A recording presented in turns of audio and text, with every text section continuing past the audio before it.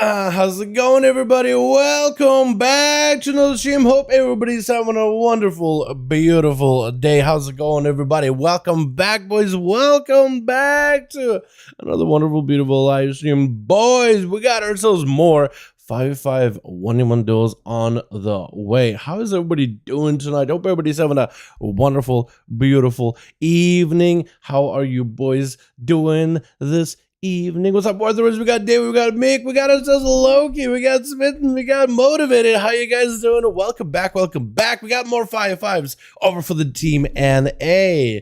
We'll be hopping on live just a moment. I gotta adjust your name, Pete. My man, thank you so much for becoming a member. I appreciate you. Boys, how's everybody doing, man? Let's get some duels up and running. I'm a little late. I am so sorry. I haven't been getting much sleep, so I am literally sleeping through everything. But let me get started with just at least some music. I was gonna tweet that we're going live because some of the NA boys follow me on Twitter and they'll be down to join in if they know it's NA today.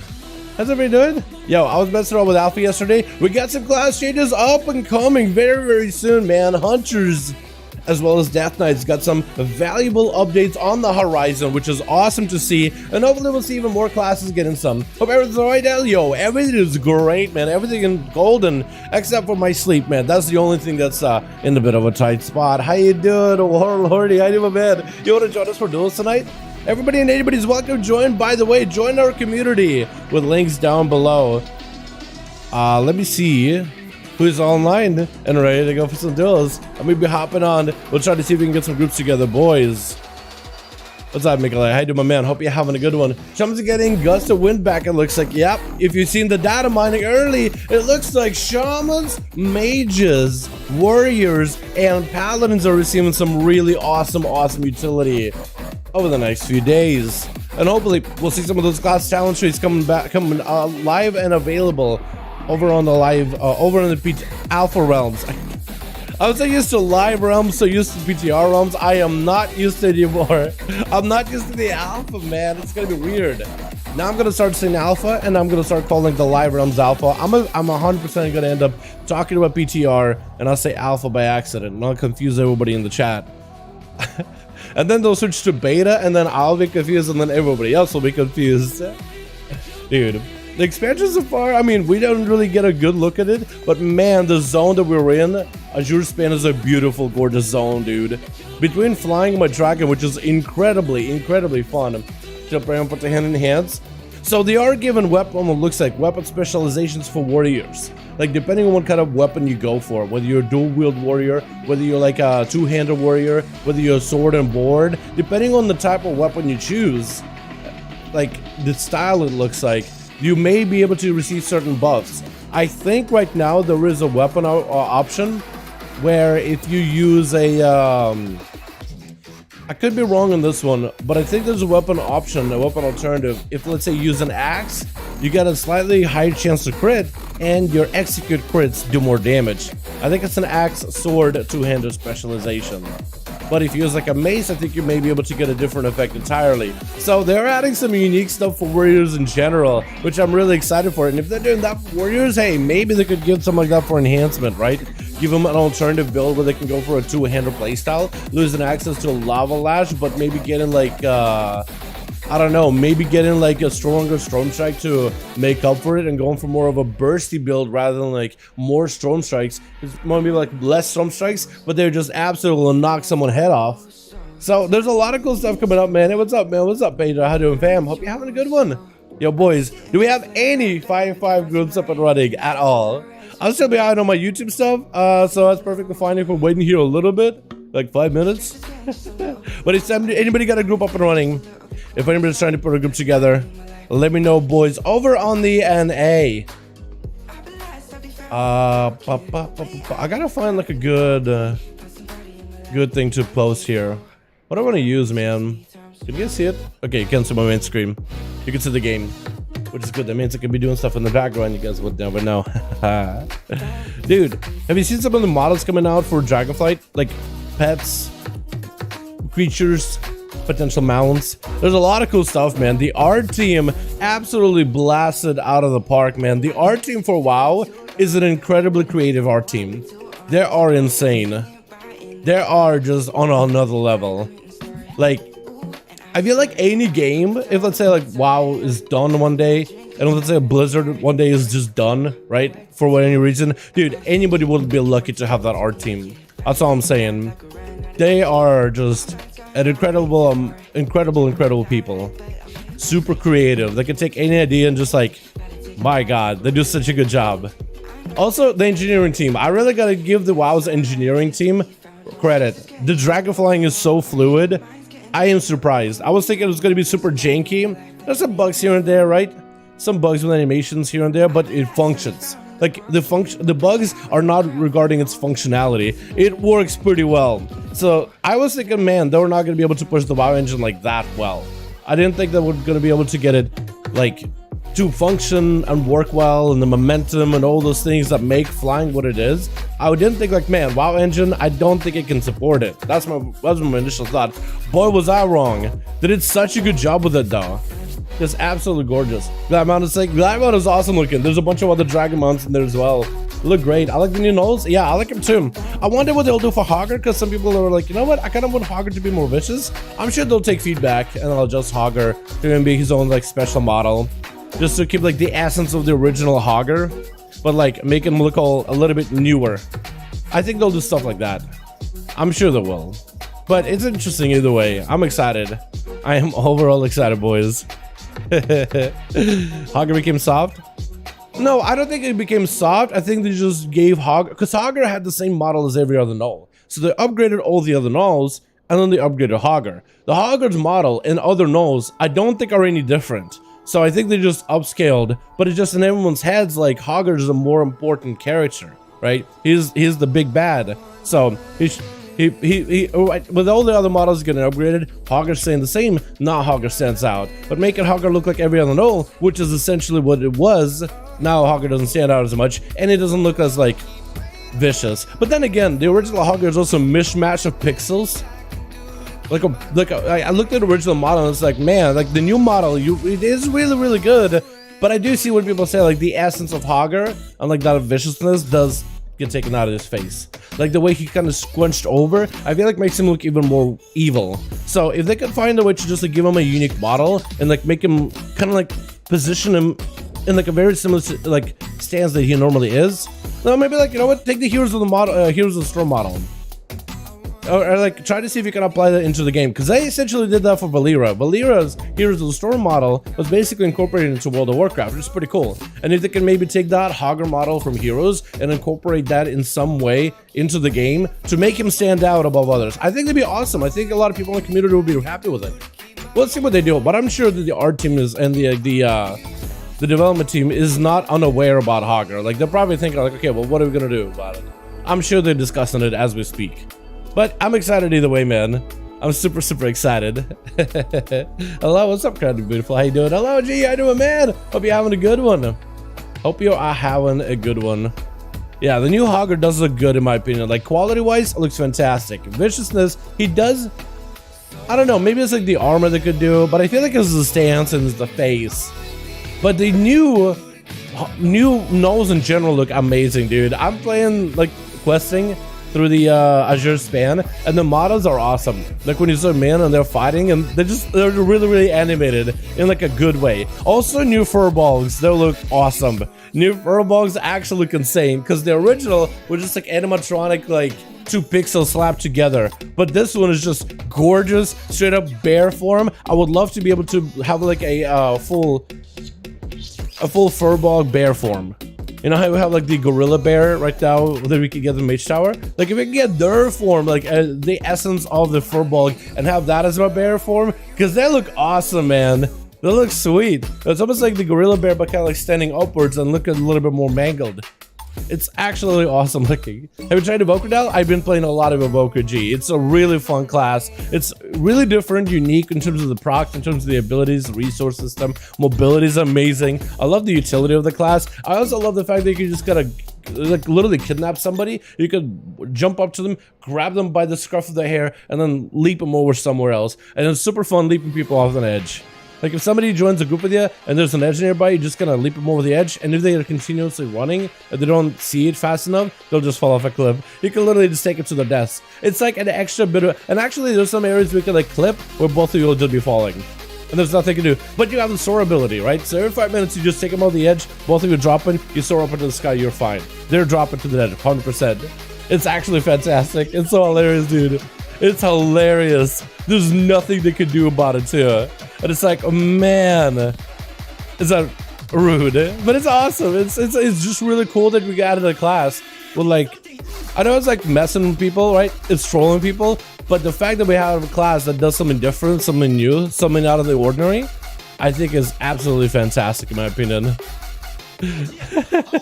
Yo, NA, where we at, my boys? Anyone put a group together? Hold on. Yo, boys, anyone putting a group together? I want to see if maybe Chicago or Sensei wants to do it. Or potential Remedare wants to put one together. Get the boys in here. His Outlaw Dragonflight. How's Outlaw? It's fantastic. 4-5 Chicago, boys! If y'all want to join the 5-5 1v1 group, Chicago got one up and running. Hopefully included in the Legacy, right? Maybe? Yo, Chicago, post it in the Raids Legacy section when you get a chance. I think at this point we're just going to do Raids Legacy. Just much easier to get the 5-5 1v1 cross faction enabled. You know what I mean?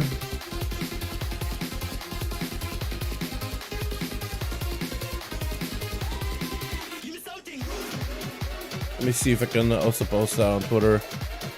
Because usually some of the boys actually do follow me on Twitter.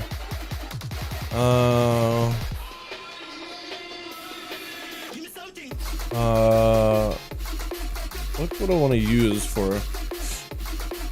Oh, my boy Arthur's one need it, man. My boy Arthur's. There we go. Beautiful. Beautiful.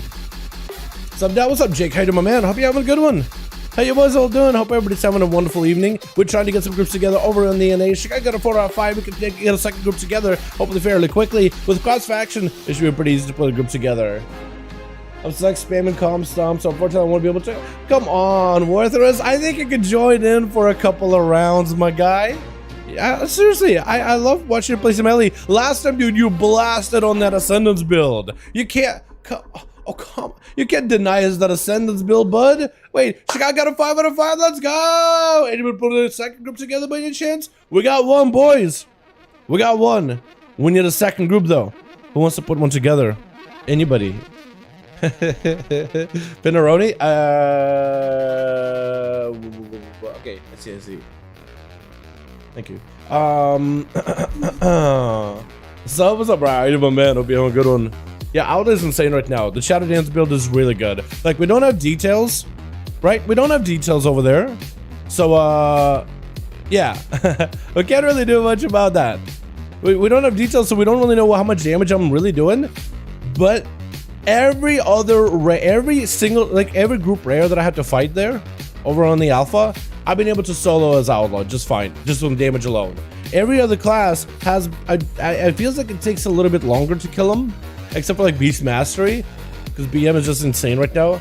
But Outlaw does a lot of damn.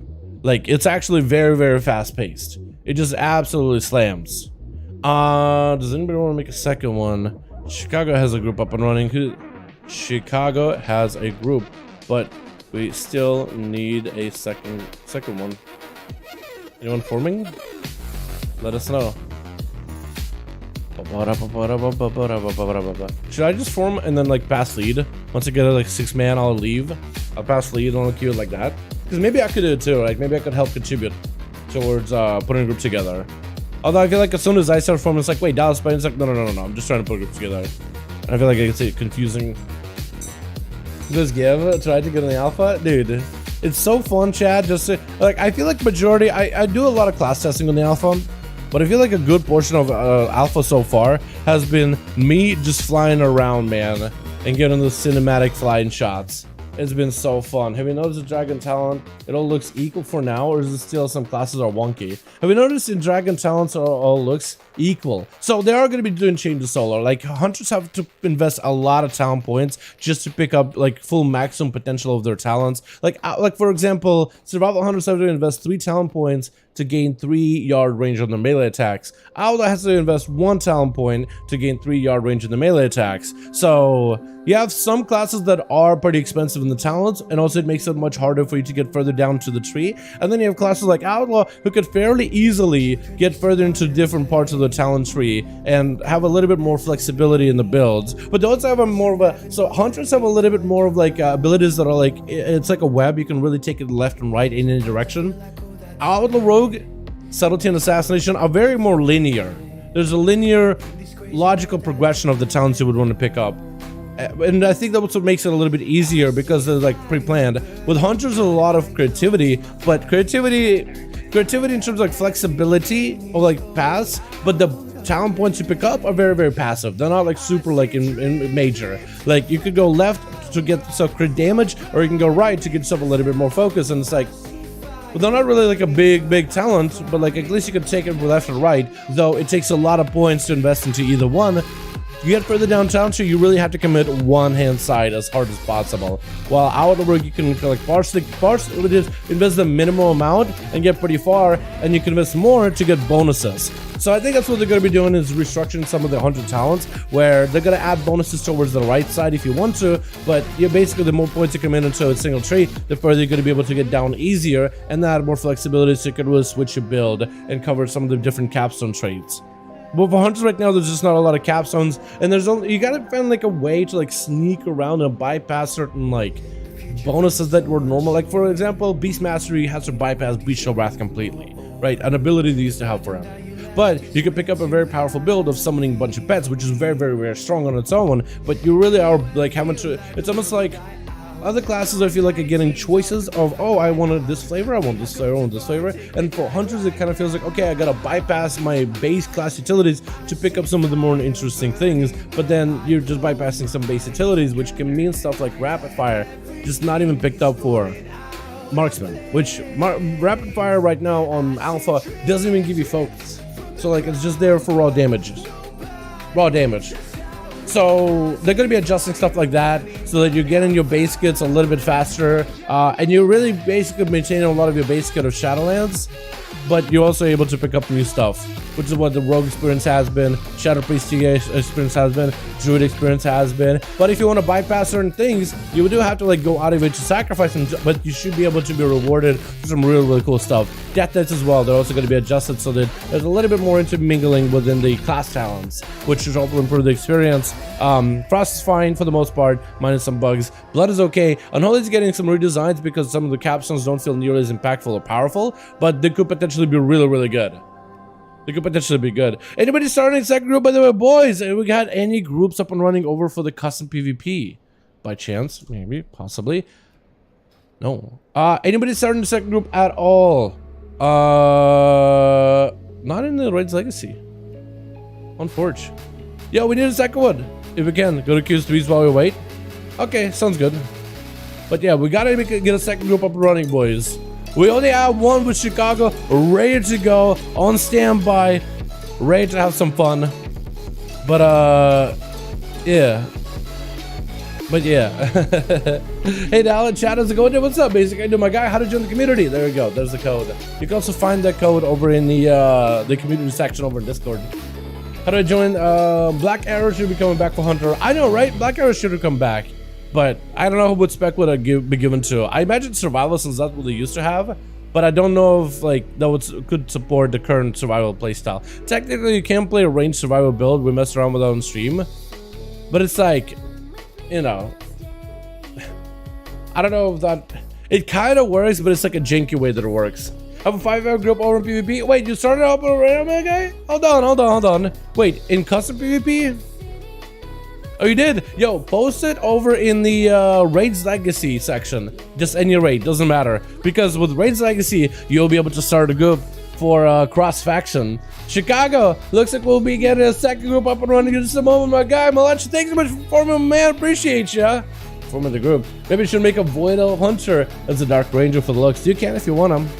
I feel like a Blood Elf, I guess like anybody fits them, right? Because Void Elves also get the appearances as well. And I guess you got the Void Racial, which I guess could kind of work for a Dark Ranger. Depends how you look at it, right? I look at it like a Dark Ranger all shadowy, or like OG Blood of Going Undead kind of look. Although Night Elf also looks really good with Shadow Meld. I feel like that makes for an enhanced, a more enhanced version of a Dark Ranger.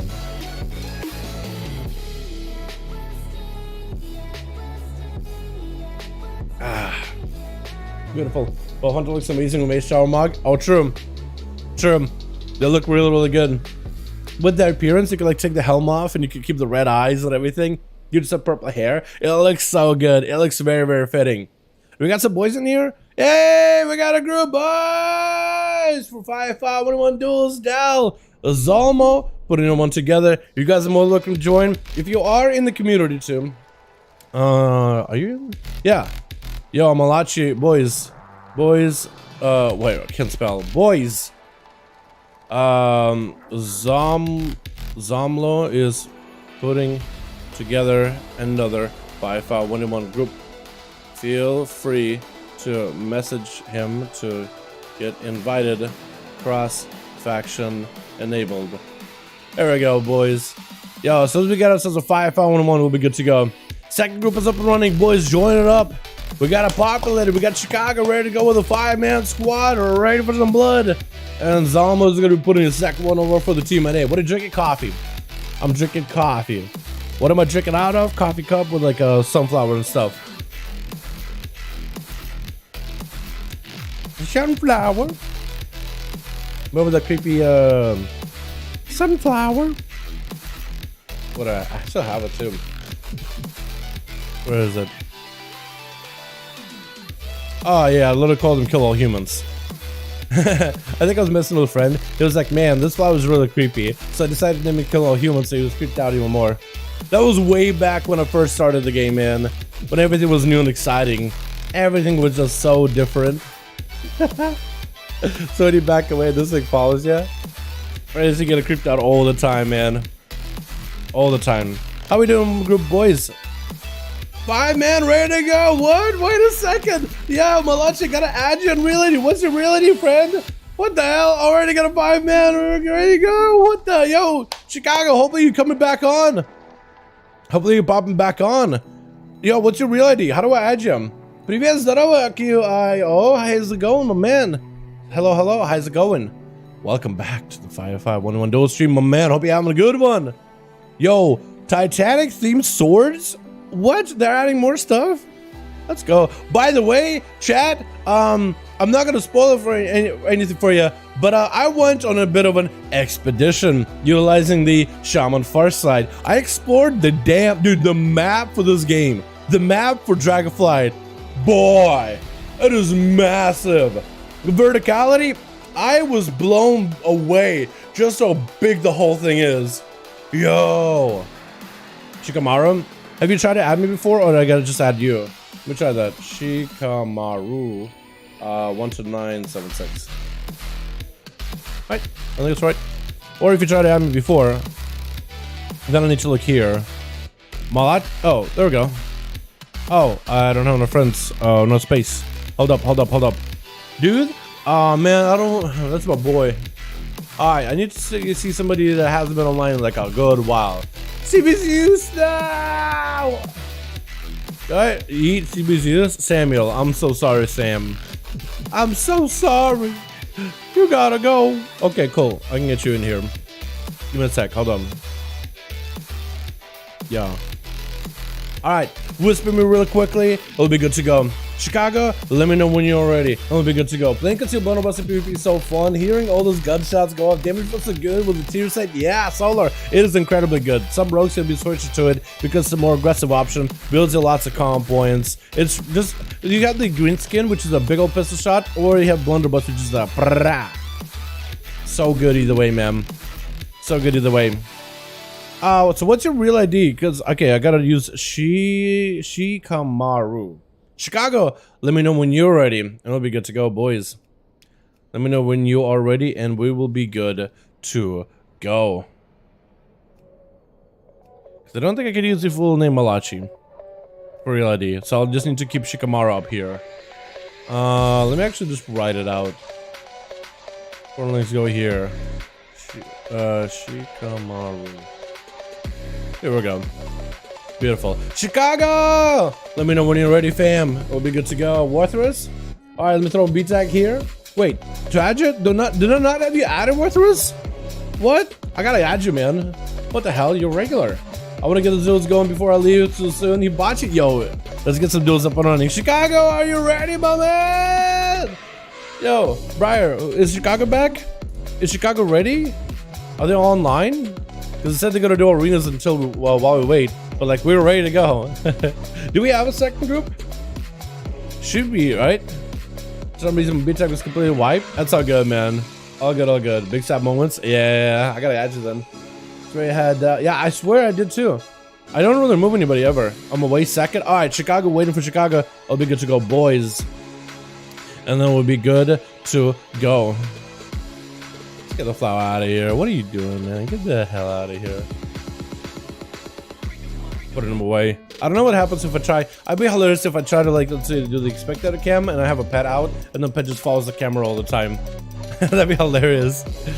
Is there ever there? Are we trying to put groups together? 3 out of 5. Looks like they have to reform really quickly. Chat, they got a second group up and running very, very quickly.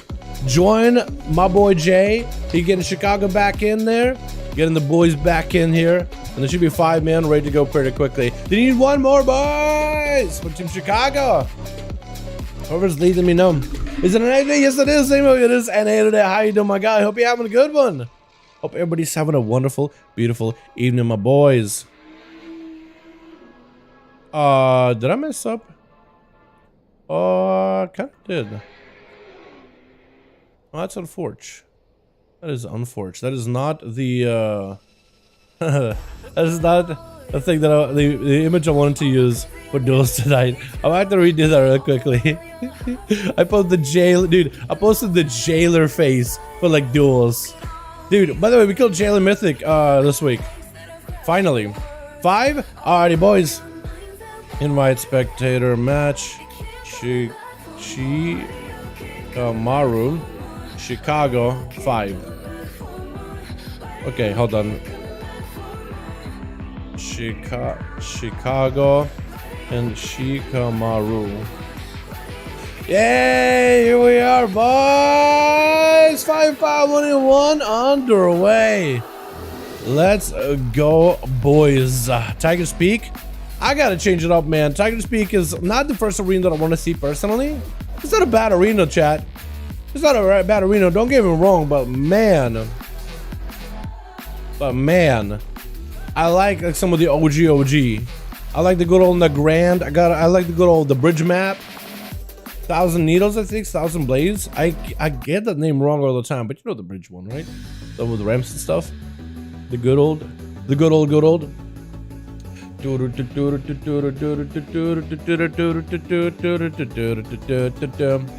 Good message, yeah. So you guys check the pins. If you ever have a question, there's usually your answer for the duels. We usually pin it which region it is. Usually. Alrighty. Switch. We got ourselves Never Persist as a rogue. Why is it name Never Persist? You want to be persistent. You want to do just the opposite. But we got, oh, I like the blades by the way. But we got ourselves a subtle to rogue with Revendare in the back. I still miss you when you were Void Elf. But that mog on that set, on that mount, looks really, really good. We got Tin God coming back in as a Night Elf Woodwalker with Zero Drew over as a Feral in Chicago, waiting for the return over for the team 2. We got us Alpharas, the Unholy Death Knight, waiting to go. We got Bacon gonna be first up as a Feral. Feral God X is a Boomy. We got us Resident, and we got us Zomlo over on the team 2 with Bakey already prowling and stealth with Tin. Try to see if you may be able to best him. Should be aware that it's a Feral Druid since they're the only one in stealth. Unless they're just waiting for the other team to potentially get somebody going. Tin got this. Oh my god! What an opener, dude! First game of the NA team. First game of the team NA, and we got Bakey literally devouring that boy. Not even give him a chance. Bacon going for that trinket wall. As soon as he's a resonator, trinket grenade. Drop it onto the ground. Quick road to discombobulate the rogue. Quick shadow step out of the rogue as he breaks out of the TC with a barrage of blades coming down for Bacon with a big old berserk. Never persist. is actually, I think, just gonna go for a Cloak Shot of Sippy Cup, remove all those dodge. That is a 3-minute cooldown on a Bakey, so Never Persist has a perfect counter for it. That big old bleed from Berserk to tear him apart is gonna be quelled by a Sippy Cup of the Kyrian variety. Looking for the Feral, is gonna be able to get him out in the open for a second, I think. No, Bakey looks like he doesn't have any dots on him. The Rogue and the Feral are both clean. Just really gonna come down to whoever picks up the eyes first, or whoever finds the other out of stealth. Looks like the Rogue is gonna pick up the eyes, trying to deny the Feral an opener if he can do it whatsoever. Gonna be Bacon trying to go for a maim, does get the maim, gonna be tricking immediately with a killer shot. Bacon does not have a chicken. Is it potentially gonna be the Rogue? Oh my goodness, the Rogue! Never Persist just absolutely bodied the Feral into the ground. Quick kidney shot with a human racial burn very, very early on, but does end up taking him. Feral God X playing out for the boomy variety. I do appreciate it. I like your weapons, by the way. You got an old school dagger and an old school offhand weapon, looks good. Trick it out of the Feral Druid, out of the boomy Druid, out of the Druid in general, as I try to see if he may be able to survive the Rogue. Never Persist kind of backing up for a second, is gonna go for another resap. Just taking a sweet, sweet time. Taking these boys out one after the other. 85k HP with a full flesh craft. For this Rogue, that didn't matter at all.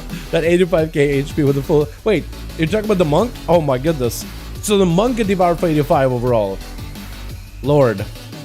Gonna be this how much it Never Persist. Blind onto Feral God X, but the man has no trick and took a little bit of damage with the Shadow 6 and eviscerates. I think this is just an unwinnable situation for a Boomy, unless Never Persist makes a mistake. The bear form does come out. Is there no Barska for a while? If Feral God, does he have himself a heal? Emerge the heal by any chance? Bear form may be able to give him enough survivability. Needs a heal in between of these two. Does get a heal last second. Is able to survive for a little bit longer. Try to go for Root Silence onto the Rogue and just try to get the hell out of there. Just throwing sun into his eyes to blind him, hopefully. Or maybe I'm distracted for a moment. Catching up on a few regrows. Needs a re-stealth or something. The Rogue is right next to him. Not really getting the opportunity to get a reset. Just summon to the Rogue for a second. Still able to build calm points. Feral God is limited. Next skin shot is over. Bar skin, that's all you can do. Man, that is unfortunate. That is unfortunate. Zamlo is going to be up next as the Demonology Warlock, sending out the pet versus Never Persist. The Rogue should be able to easily evade the pet. Can anybody take this Rogue down? Is this going to be a second Gloosh but on an A right now? Is this what's going on? Kidney shot as Zalmo drops down a Fell Lord. Is it going to be a Resonant Trinket? No, it's not. Dark Pact kind of a little bit later with the Axe Toss as Zalmo is getting blasted out by the Rogue. Definitely needs to get himself as many pets up and running as possible.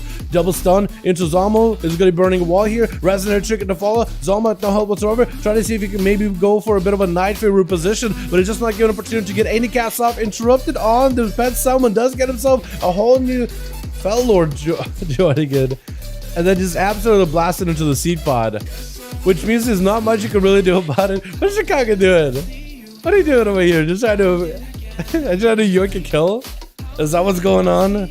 Trying to get to some freebie? Alpharus is going to be up next as an unholy DK. We're heading into that 5-minute mark, boys. No dampening just yet. 30 seconds off until then. Going to be a stunner to Never Persist. Big close shout is coming out for Alvarez. Got himself the A-bomb limb. Trying to get the Rogue in combat. Cloaker Shadow has an advantage of being burned by the Rogue in order to escape out of that as fast as possible. Just trying to dodge that burst, dodge the damage out of the Unholy Death Net as best as he can. Alvarez did not use the Army of the Dead. Could still go for a big old army or pet transformation. Never Persist may have used I don't know if he used a human racial, but if he did, that's going to give Alvarez an opportunity to potentially make something happen. No Cloak Shadows on Rogue, no Vanish anymore. So Never Persist is kind of limited what he can really do to escape. Gonna be Alvarez disarmed for a moment, but trying to stay away from the Rogue as best as possible. Is gonna go for a bit of a self-heal. Shadow step out of the Rogue to try to stay on him. Gonna be the transformation with the Army of the Dead join in. The Unholy Death Net just did survive a little bit longer. Blind onto the Unholy Death Net. The peasants still continue to claw at the Rogue, and oh my goodness! Once he got the Rogue low enough, once he has no more escape tools, Alvarez just gotta wait until the Army of the Dead claws savagely at him and takes him down into the grave. This quick gonna be a grip onto. I was gonna say, like, what is this camera angle? The mounts are still kind of bugged. I guess the mounts, as long as they're not bugged in your screen, but the mounts are definitely bugged for me. I like it when you stun him to fly. So I think it has to be something maybe with the model and the positioning and the logic behind the model, because it definitely is like, it thinks it's flying. Maybe it's trying to do dragon riding, but it just cannot lift itself off the ground just yet. Big LE blast onto Alvarez, taking a huge hit. Is going to be rotating AMS, stunned down, but Chicago will not be able to stun Alvarez. That AMS is going to protect him from any effects of magic variety. Armies that join in. Chicago may have to do something here. He's going to be dropping down. Big chain harvest, getting Alvarez real low. He can't go anywhere. Trying to flash scout, getting interrupted immediately. Nothing he can do unless he can maybe go for a heal. Short stun on Chicago, does going to give himself one singular heal. It's going to be spell ward and proc, but Chicago has a mix of physical and magic damage to crack through those defenses. With the Resident going to be last man left over for the team to try to build some easy chi off of totems as well as off of pets. This time with Chicago will potentially have himself a massive go. Chicago does have a trick for them, so BDB is down. Do the trick of this. Earth Elemental's up, could give him a lot of health. That's going to be emergency trinket either way. Does have to burn it with a wall. Karma for Resident trying to continue taking the aggression and the defenses over in order to pressure Chicago out of this game. Sunder with a stun onto Resident. Does not have a trinket for it anymore. May have tricketed the Sunder, but the stun did bypass him. Chicago needs as much healing as humanly possible. Also needs to find a way to break away from Resident. Resident just continuing the onslaught, continuing the damage. Fist of Fury flying out of Chicago, trying to escape the monks of aggression. Is failing can at all. So that's going to be static totem stopping him. Resident not focusing on the totem is going to be trapped in place. Decided to go for a bit of recovery since he sees that Chicago got enough Maelstrom in order to come back. Chicago could potentially take Resident down here. Resident's, a lot of his offenses are gone. Lexi coming back up in about 10 seconds. That is going to be a Zuen. That is going to be a full set of cooldowns. So Chicago better have something for it. Better take down the Resident before they do anything to them. I think at this point that's all you could really do. So potentially kill Resident before they end up capitalizing on it. Because Lexi was back up. Image is not available though. Can you do BDB, Lexi and just Zuen as a monk? I don't think you can, right? You have to have images for it. So at least 20 seconds, Chicago may be in the free zone for a moment until Karma as well as images are back. Chicago in that 20 seconds could potentially take down Resident. The amount of sustained damage the Shaman has is incredible. Also, are you running a Earth and Spike build? Because Earth and Spike together with LE Blast seemed like it was a pretty good combo. It seemed like that actually was a pretty effective combo. Stun Totem into Resident, disrupting some of his bursts. Lexi on Chicago is going to fall short. Going to be a static Totem. He's not taking it out. A lot of that burst is just out of the window. Used images without the Zuen. May have been BDB, but that was a leg sweep. So Chicago escaped another set of bursts that Resident just didn't commit all the cooldowns together. Unless it already Zuen, then just the cooldown doesn't look right. Karma to follow, and Chicago is gonna have to figure out, do they burn through Karma or just wait it out? Looks like they're gonna have to burn through a little bit, just enough to give himself Maelstrom in order to keep himself alive. Ghost Raptors just clawing at Resident, not really giving an opportunity to go anywhere, and Chicago does get hit with an incapacitate yet again. The wolves are continuing to charge out of Resident. There's gonna be plenty of Maelstrom join in. Wall for Chicago, trying to see, oh, blasted out Resident with an LE blast. This wasn't even flinching, just walked up, domed him, ended the game. Let's go, boys! The Rogue and the Chamois absolutely blasting out Team 2. But I feel like that team did get themselves a Feral Druid that literally devoured a monk. Didn't give that guy a chance to play at all. Let's get another up and running today, boys! Another group for the day. I'm loving this already, dude. That was a hell of a game. What an opener. What an opener. Is Demon good at PvP? Yes, Demonology is one of the better specs for PvP right now. If my boy Sivak pops in, I'm sure he'll back me up on that one. Ever since the nerfed Destruction and Affliction survivability, Demonology has gotten much better. Depends do quite a lot of damage. The stamina increases benefit the Warlock generally because that's their stamina increase. Pets get more stamina, pets are more survivable, but also if you're playing the Tyrant Sacrifice build, more pets on health, more health on pets means the Tyrant gets to side for more health, means the Tyrant baseline gets to be stronger. It's like a cascade effect, but also the Mortal Strike effect being proper 25% instead of just 15 does give Warlock a bit more pressure and a bit more of an opportunity. Right now Demonology is like the better spec. Lots to see that too, lots of crowd control. That does make him a little bit different. Although Affliction can do well, they're just less survivable. Destruction can do well, they're just less survivable. How you doing? I'm doing pretty good. Catching up with you, my guy. So I actually can't play before I leave. Yeah, let's get another one going. Yo, let me know when your groups are ready, boys. Let me know if you got 5v5 1s ready to go. If y'all forming the groups, post them over in the raids legacy section if you need to. But let me know right now if you have a group still ready to go. Have you seen the Alchemy trinkets coming with the Dragonflight expansion? I have not, no, so I gotta give them a try. Chicago's ready. Malachi, let me know when you're ready. I hope Glush comes. Glush was here yesterday for EU. Today RNA Duels KIO. Сегодня дуэли в Америке. Вчера были дуэли в Европе. В европейском регионе, где русские еще играют. И сегодня в американские дуэли. Это Американский регион. Да, что, Канада, USA, все эти. Так. Гош не можешь играть сегодня.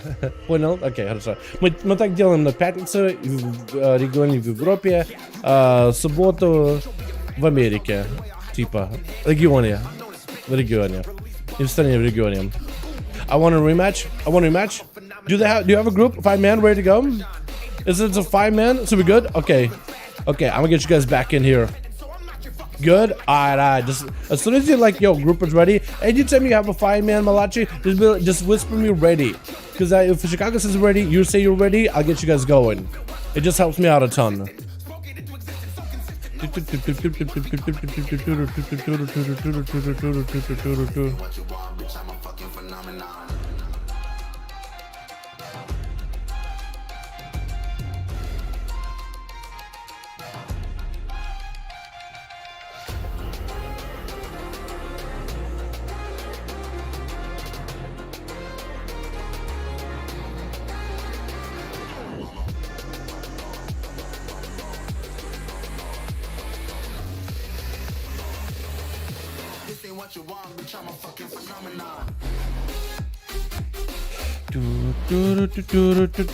Alrighty. Got your message, Cran. I'll peep it later. But right now, we gotta get these duels up and running, boys.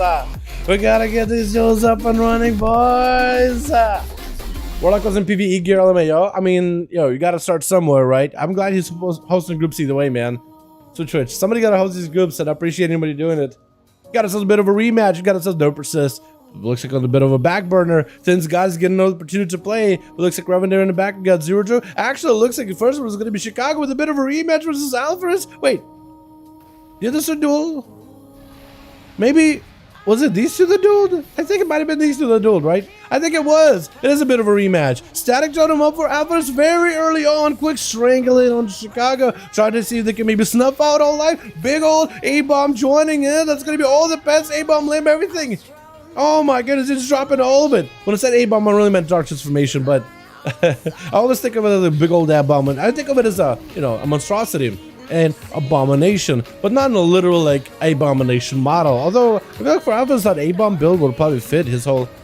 Maybe he's running a different build though. I could be wrong. Gonna be Lich born as Alvarez, trying to see if he may be able to survive the alien blast on Chicago. Trying to go for the bunch of self-healing, but looks like the shaman just has him on the ropes just to sustain pressure of an enhancement is really difficult to overcome. Dropping down the anti-magic zone, but Chicago just goes in for a big old haymaker, taking him out with a big old earth elemental guarding him. Feral God X swapping out to the kitty this time instead of a bounce druid. Trying to see if he may be able to have a better chance as a Feral. Feral much better suited for PvP. Although apparently Boomy is really good for PvP. There's a lot of Boomies at the high end ladder in PvP. Apparently they don't do bad at all. Apparently they do pretty good. Gonna be Ghost Raptor for Chicago. Feral God going in for a big old little rake of an opener as the static totem is down. Doesn't really want to destroy the totem. He's just trying to find a way to play around the small area that he's given. What if he couldn't destroy the totem? That'd be insane, man. Gonna be Chicago trying to see if they may be able to keep the Feral out in combat. It's gonna go for that wrong range interrupt on the root as Feral God is just looking to get himself an escape. Gonna be Frost Shocks and Flame Shocks rolling onto the kitty. As Chicago trying to again deny the Feral the stealth as best as they can. Just trying to get some Maelstrom on top of it as well. And that's gonna be Maelstrom generation. It's gonna give him opportunity to get Ghostwood back up a little bit faster. And Feral God actually taking a bit of damage. Wait until stuns are back up fully. Try to see if he can get some DRs with Chicago. Full set of bleeds are up and running. Potentially can make those bleeds work. Gonna try to see if he can escape it. Got himself the emergency healing as he gets low with the chain harvest with Chicago. That's gonna be quite a lot of dot damage to the shame, but is able to maintain themselves. As Feral God X trying to see if he can hide behind the pillar. Quick roar onto these Ghost Raptors, but that doesn't last long. Feral God could be a bit of trouble. May have to pop wall. Big alien blast is gonna get him kind of low, trying to get himself a bit of healing. Gonna be a root onto Chicago as they do make a breakaway. So far, Chicago has been getting this Feral on the ropes. Dara Shadows could potentially maybe someone catch him. Static. I am surprised how that Static Tone didn't catch him. I am amazed how you didn't even catch Stealth. What? How is this man not a cell? Gonna be a slime shield, give it a bit of a heal. Again, just put some slows on Chicago, and they're just running as far as he can. I just don't believe it. This man so far has been able to survive it. I am surprised he hasn't been able to get a proper restyle. But Chicago has been doing a great job denying the Feral 80 restyle, and that's exactly what he's going for. There goes the Flesh Cop. Not much Chicago can do, but at least can burn through the defenses of Feral God. Might as well. I think it's better than letting him get a full Cyclone. Get him quickly interrupted on a nature spell. Let him do the Flesh Cop because it's almost unavoidable. Quick stun with Thunder combo onto Feral. Does force out a Trinket. Gonna try to see if he can get some bleeds back up on Chicago with a basket to follow. And he's gonna go for a bit of a kite strat, going for the Moonfire spam, got himself a root, and Chicago tries to break it as soon as possible. Feral God looking for a little bit of a reset behind the pillar. Quick interrupt on nature, may have to wall this, do they need to bash into Chicago, chain harvest by the shaman, trying to see if they can maximize damage. Ellie Blaster follows static totem, can't go anywhere unless they take down the totem, has to be in bear form with a wall as well as friends in region, just trying to tank up this damage as best as possible. With a quick berserk on top of Chicago, trying to go for a last Hail Mary, but the Shaman does end up overpowering the Feral Druid. Dude, the amount of running, the mobility of a Feral is actually kind of insane. With Bacon going to be up next. Trying to see if he may be able to get a chance for Chicago. Looks like giving Chicago an opportunity to get at least a little bit of a reset. Letting him get cooldowns. It looks like he's trying to give him as much of an honored duel. He could have just charged him while Chicago's low. Big Convoke, immediate Trinket. Snap Trinket interrupt by Chicago with a wind shear. Try to see if he can get that ability out of the way. Big old berserk to follow against Bacon. Trying to see if he can rod down Chicago with him. Bleeds. Thunder Totem is going to be coming down. Or Capacitor Totem. Capacitor Totem, not Thunder Totem. Although I feel like it's a Thunder Totem. I think it'd be kind of cool. Imagine like a totem that AoE thunders. I don't know. But Bake is getting kind of low. Static Totem keeping him in place. Does not take down the totem. A lot of you guys can take down the totem if you wanted to. He doesn't have that much health. It will take a global or two. But you can take it down in order to escape it. But a lot of people are instinctively, when they get hit by that totem, they try to utilize the little spaces they're given to try to find some line of sight. Well, against Chicago, there's nothing you can do about it. Grounding Totem down for a second. Looks like Bacon wasn't able to do it. Chicago may have to interrupt this next Cyclone. He knows. Actually, no, Chicago Kid didn't have an interrupt. But the Ghost Raptor still did work. Bacon found himself extremely low, trying to see if he can get himself recovery. Not playing Necrolord, so he's limited on the amount of survivability he has. But he is a Convoke Druid, so that next stun with Convoke could potentially be deadly. Chicago down for the count. No, Chicago lives. Chicago actually survived it. Used the Battle Master Trick in the last second. Looks like Bacon maybe rolled really heavily unlucky on some of his rolls and some of his luck with the Convoke ability. Big Alley Blaster follows the Pharaoh's looking for a bit of an escape. Chicago has a Trinket for the next go. 100% is going to have a Trinket for the next Convoke. So they're actually pretty safe. Bakey, I think that's the way you want to rod down Chicago as much as humanly possible. Let those dots do work. Let sustain damage overpower the Shaman. You definitely want to get to a big old Convoke. You don't want to use it while the Earth Elemental is up. But you definitely want to get some sustained damage in there as well. Because Chicago will be able to survive your next go. So you're basically playing like what, for 2 minutes at this point. Guaranteed. Barkskin with Thorns as Vake find himself kind of in a tight spot. He's trying to get some back-to-back bites. It was a lot of success. The bleeds and the bites together are getting Chicago kind of low. You do have to burn through quite a bit of mana of Chicago. But he's trying to see if he can maintain himself. The fence is still surrounding and crowded Chicago. You cannot go for a Convoke just yet. Big Alley Blast. Bacon does break away with a bash. Will not be able to go for a proper main Convoke just yet.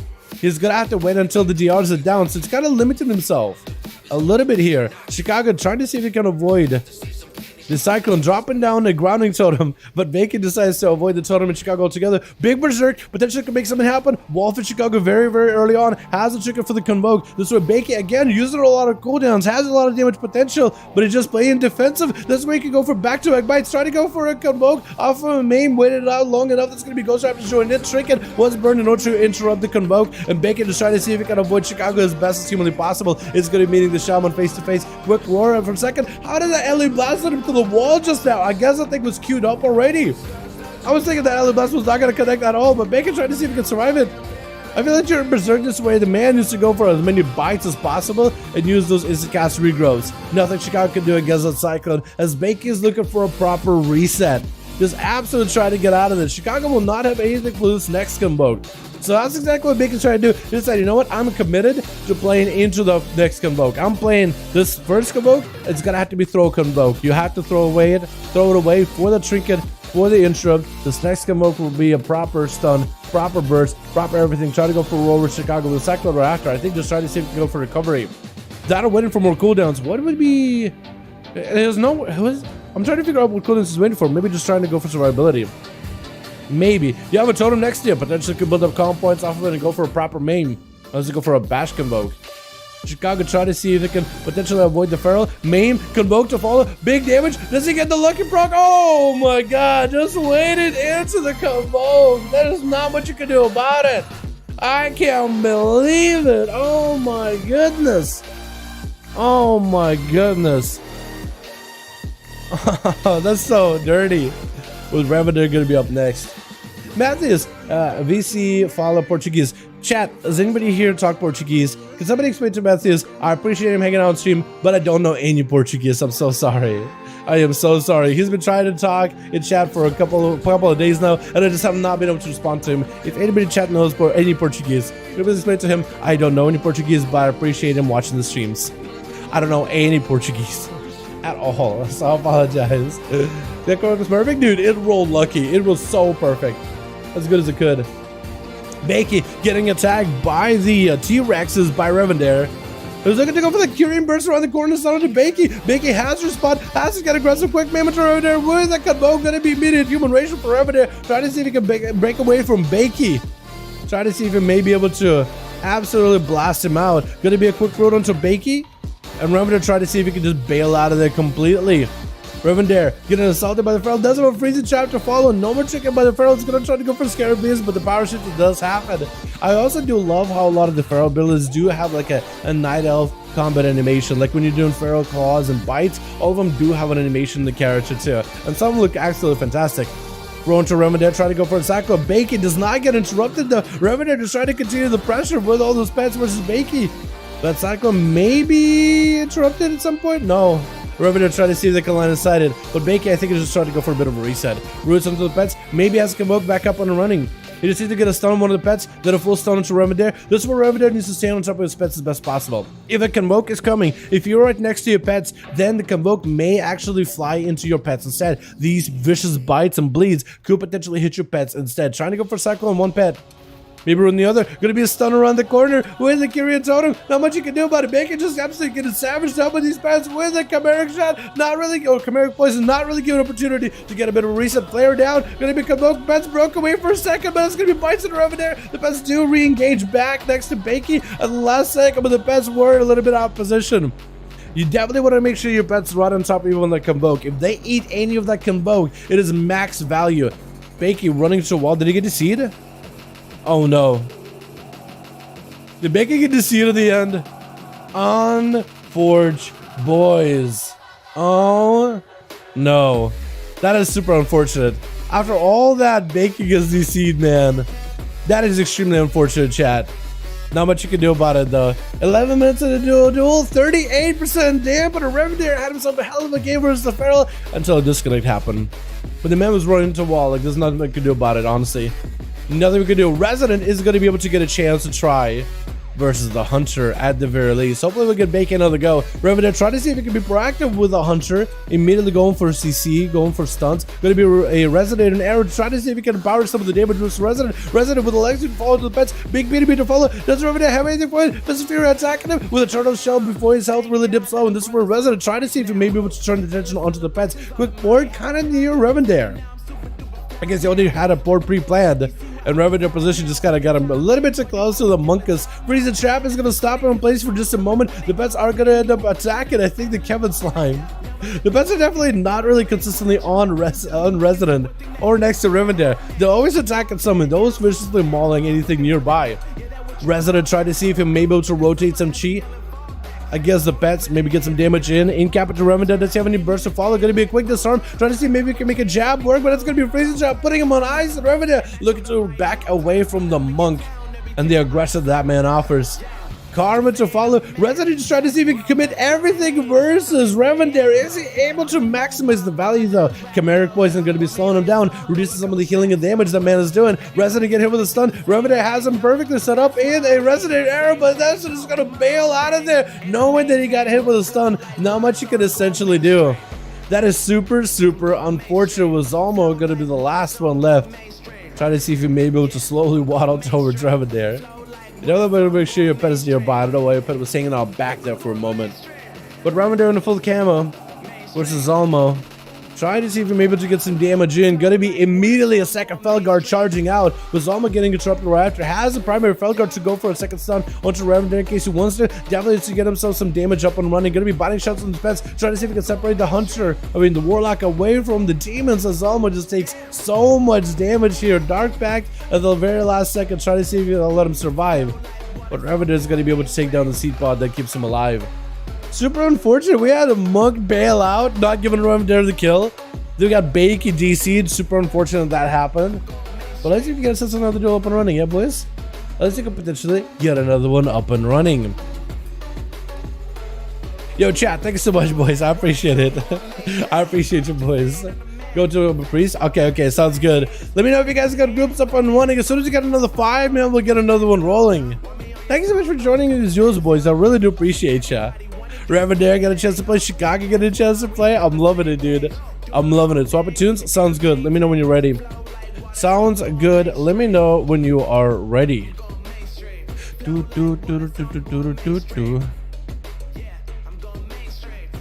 Hands-on review of Devastation Evoker. Dude, Devastation Evoker seems like really fun. Chicago ready? As soon as Malachi swapping characters will be good to go. I want to just send Briar in. Just send the Feral Druid in first.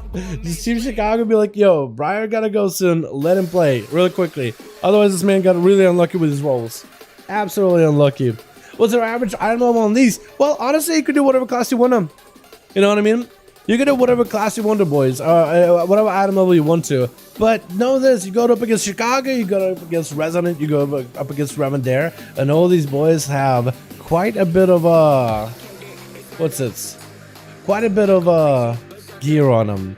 So you can technically go in with, there's no requirement to join, but you may want to have a bit of versatility on you if you want to be able to last more than a few seconds in these duels. Just saying, a lot of these boys are real top tier gamers, man.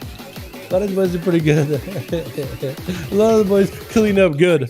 Alright, Malachi, let me know when the group is ready, my man. Let me know when the group is ready and we'll be good to go. This will get you up and running. Watch the Chicago. As soon as the team is ready, we'll be set. If y'all want to make a group, if you don't need to make a group, use our legacy if you guys need to. Translation, if you're low LP, yeah. If you're low item level, you're going to take a bit of damage. That's for sure. Have players been able to overcome some of the top tier duelers in this dueling arena? Yes, they have. Looks like Malachi is going to be reforming the group. If y'all want to join, boys, we got a second group. Looks like Alfred's trying to put one together. Hold on. Alfred's, I guess it was Duels and Malachi. Yo, Malachi, just join Alpha's. Alpha's making the group. You can just join back in. That'll be 4-man right here and then +1. You don't need to remake the group. Just join up. Yeah, Blomshit is telling Mala. Yo, you can just join up. Wait. Is he in? Is that you? Is that you, Blumshaw? Maybe you. Yeah, just join. Are they all joining you? Is that what's going on? Okay, I think they're all just trying to see if we can join you up or something. Let me know when you're ready, boys. Let me know when the group is ready. Make sure of that group, like whoever's the leader of the group, make sure they have me added in Real ID. So like Malachi, have him added in Real ID so you can get him in there. That would work out pretty well. We gotta get 2 more for our group. Sound good, my guy? Sound good, my man? As soon as you get 2, we'll be good to go. Again, boys, thank you so much for joining the duels. I really do appreciate you. It's super fun hanging out with all of you. Hopefully, we'll see more of you boys hopping on that alpha at some point, getting that early access. Also, potentially in the beta, and then we can get some more duels up and running over on the Dragonflight, man. That could be really fun. That could be extremely fun. Dragonflight duels, all evoker gameplay with all the new class changes, for example. Dude, that's gonna be really fun. I definitely do want to get some all evoker games. It's only evokers flying around, casting at each other. I think it's gonna be hilarious. It'll be interesting to see which one of them are gonna dominate. It's gonna be dragons flying at each other, just bombarding one another. Gonna put the shaman name in the Shmage, as I like to see what he's running. Armory. Okay, hold on. Chicago. I could probably do that. So the way I can find Chicago is so awkward, by the way. Chicago. I have to find Chicago's alt. Chicago TKO. I have to find Chicago alt.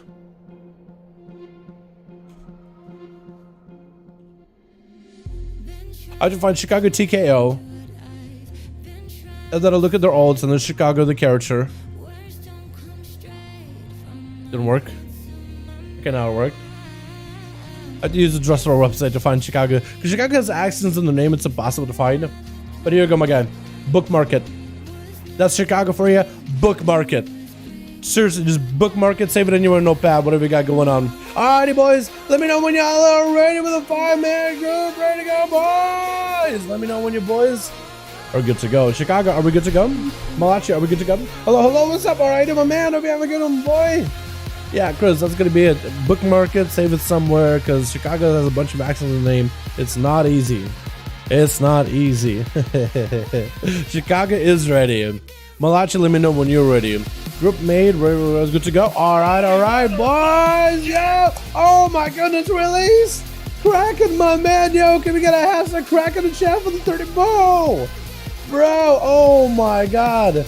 My man, Kraken. Can we get a hashtag Kraken, boys, with a beautiful, wonderful donut, my man? Oh my goodness, that's extremely generous of you, my guy. That's extremely generous of you. What the hell? Oh my god, dude. Let's go. Probably have a toe of it and see my gear a lot.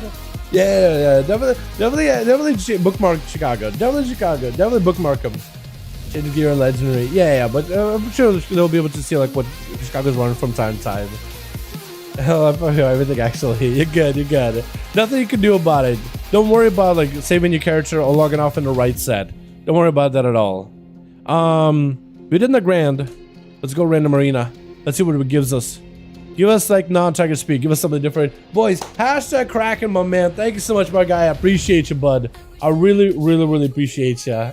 That's very generous of you. That's incredible. My man, thanks so much. Alrighty, boys. Another duel for the day. Oh, different boys in here. Some of them. Oh.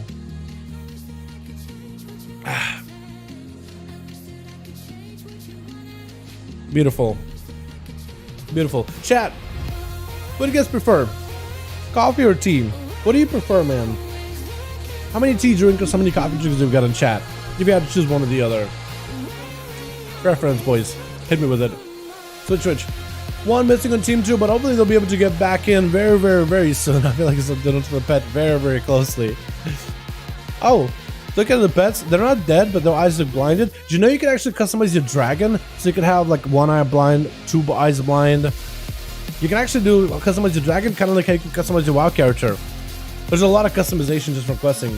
It's actually crazy. We got Never Persistent here, Revan there, and Tid's got all kind of stacked together. Where Zero drew over to the side, and Chicago waiting for their turn with a 5-man for Team 2 ready to go with Alpharis. As an Unholy Death, that Bank in the back as a Feral Druid. Blomsha has a Shadow Priest. We got Feral God X gonna be first up for Ski SKJ. I might have to figure out. I love you, Mark, by the way. I might have to come up with some kind of a nickname for you. But man, look at this dude. Look at this chat right here. That looks incredible. I might have to yoink that Mark. I might have to yoink that look and everything. Gonna be Feral God out in the open. Trying to see if he can maybe potentially swipe out Zero Drew out in the open. But he's unable to. Gonna be a Necrolord Kitty versus I think Feral is also a Necrolord Kitty.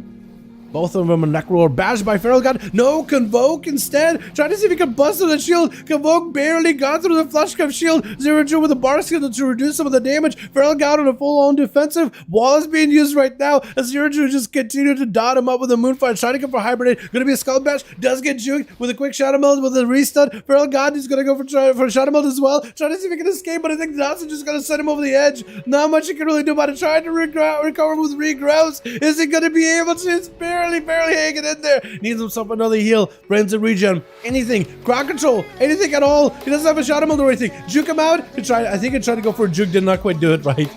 It looked like he was trying to go for the juke. Tried to turn, and he just kept flying in the direction he jumped off. Man, that is unfortunate.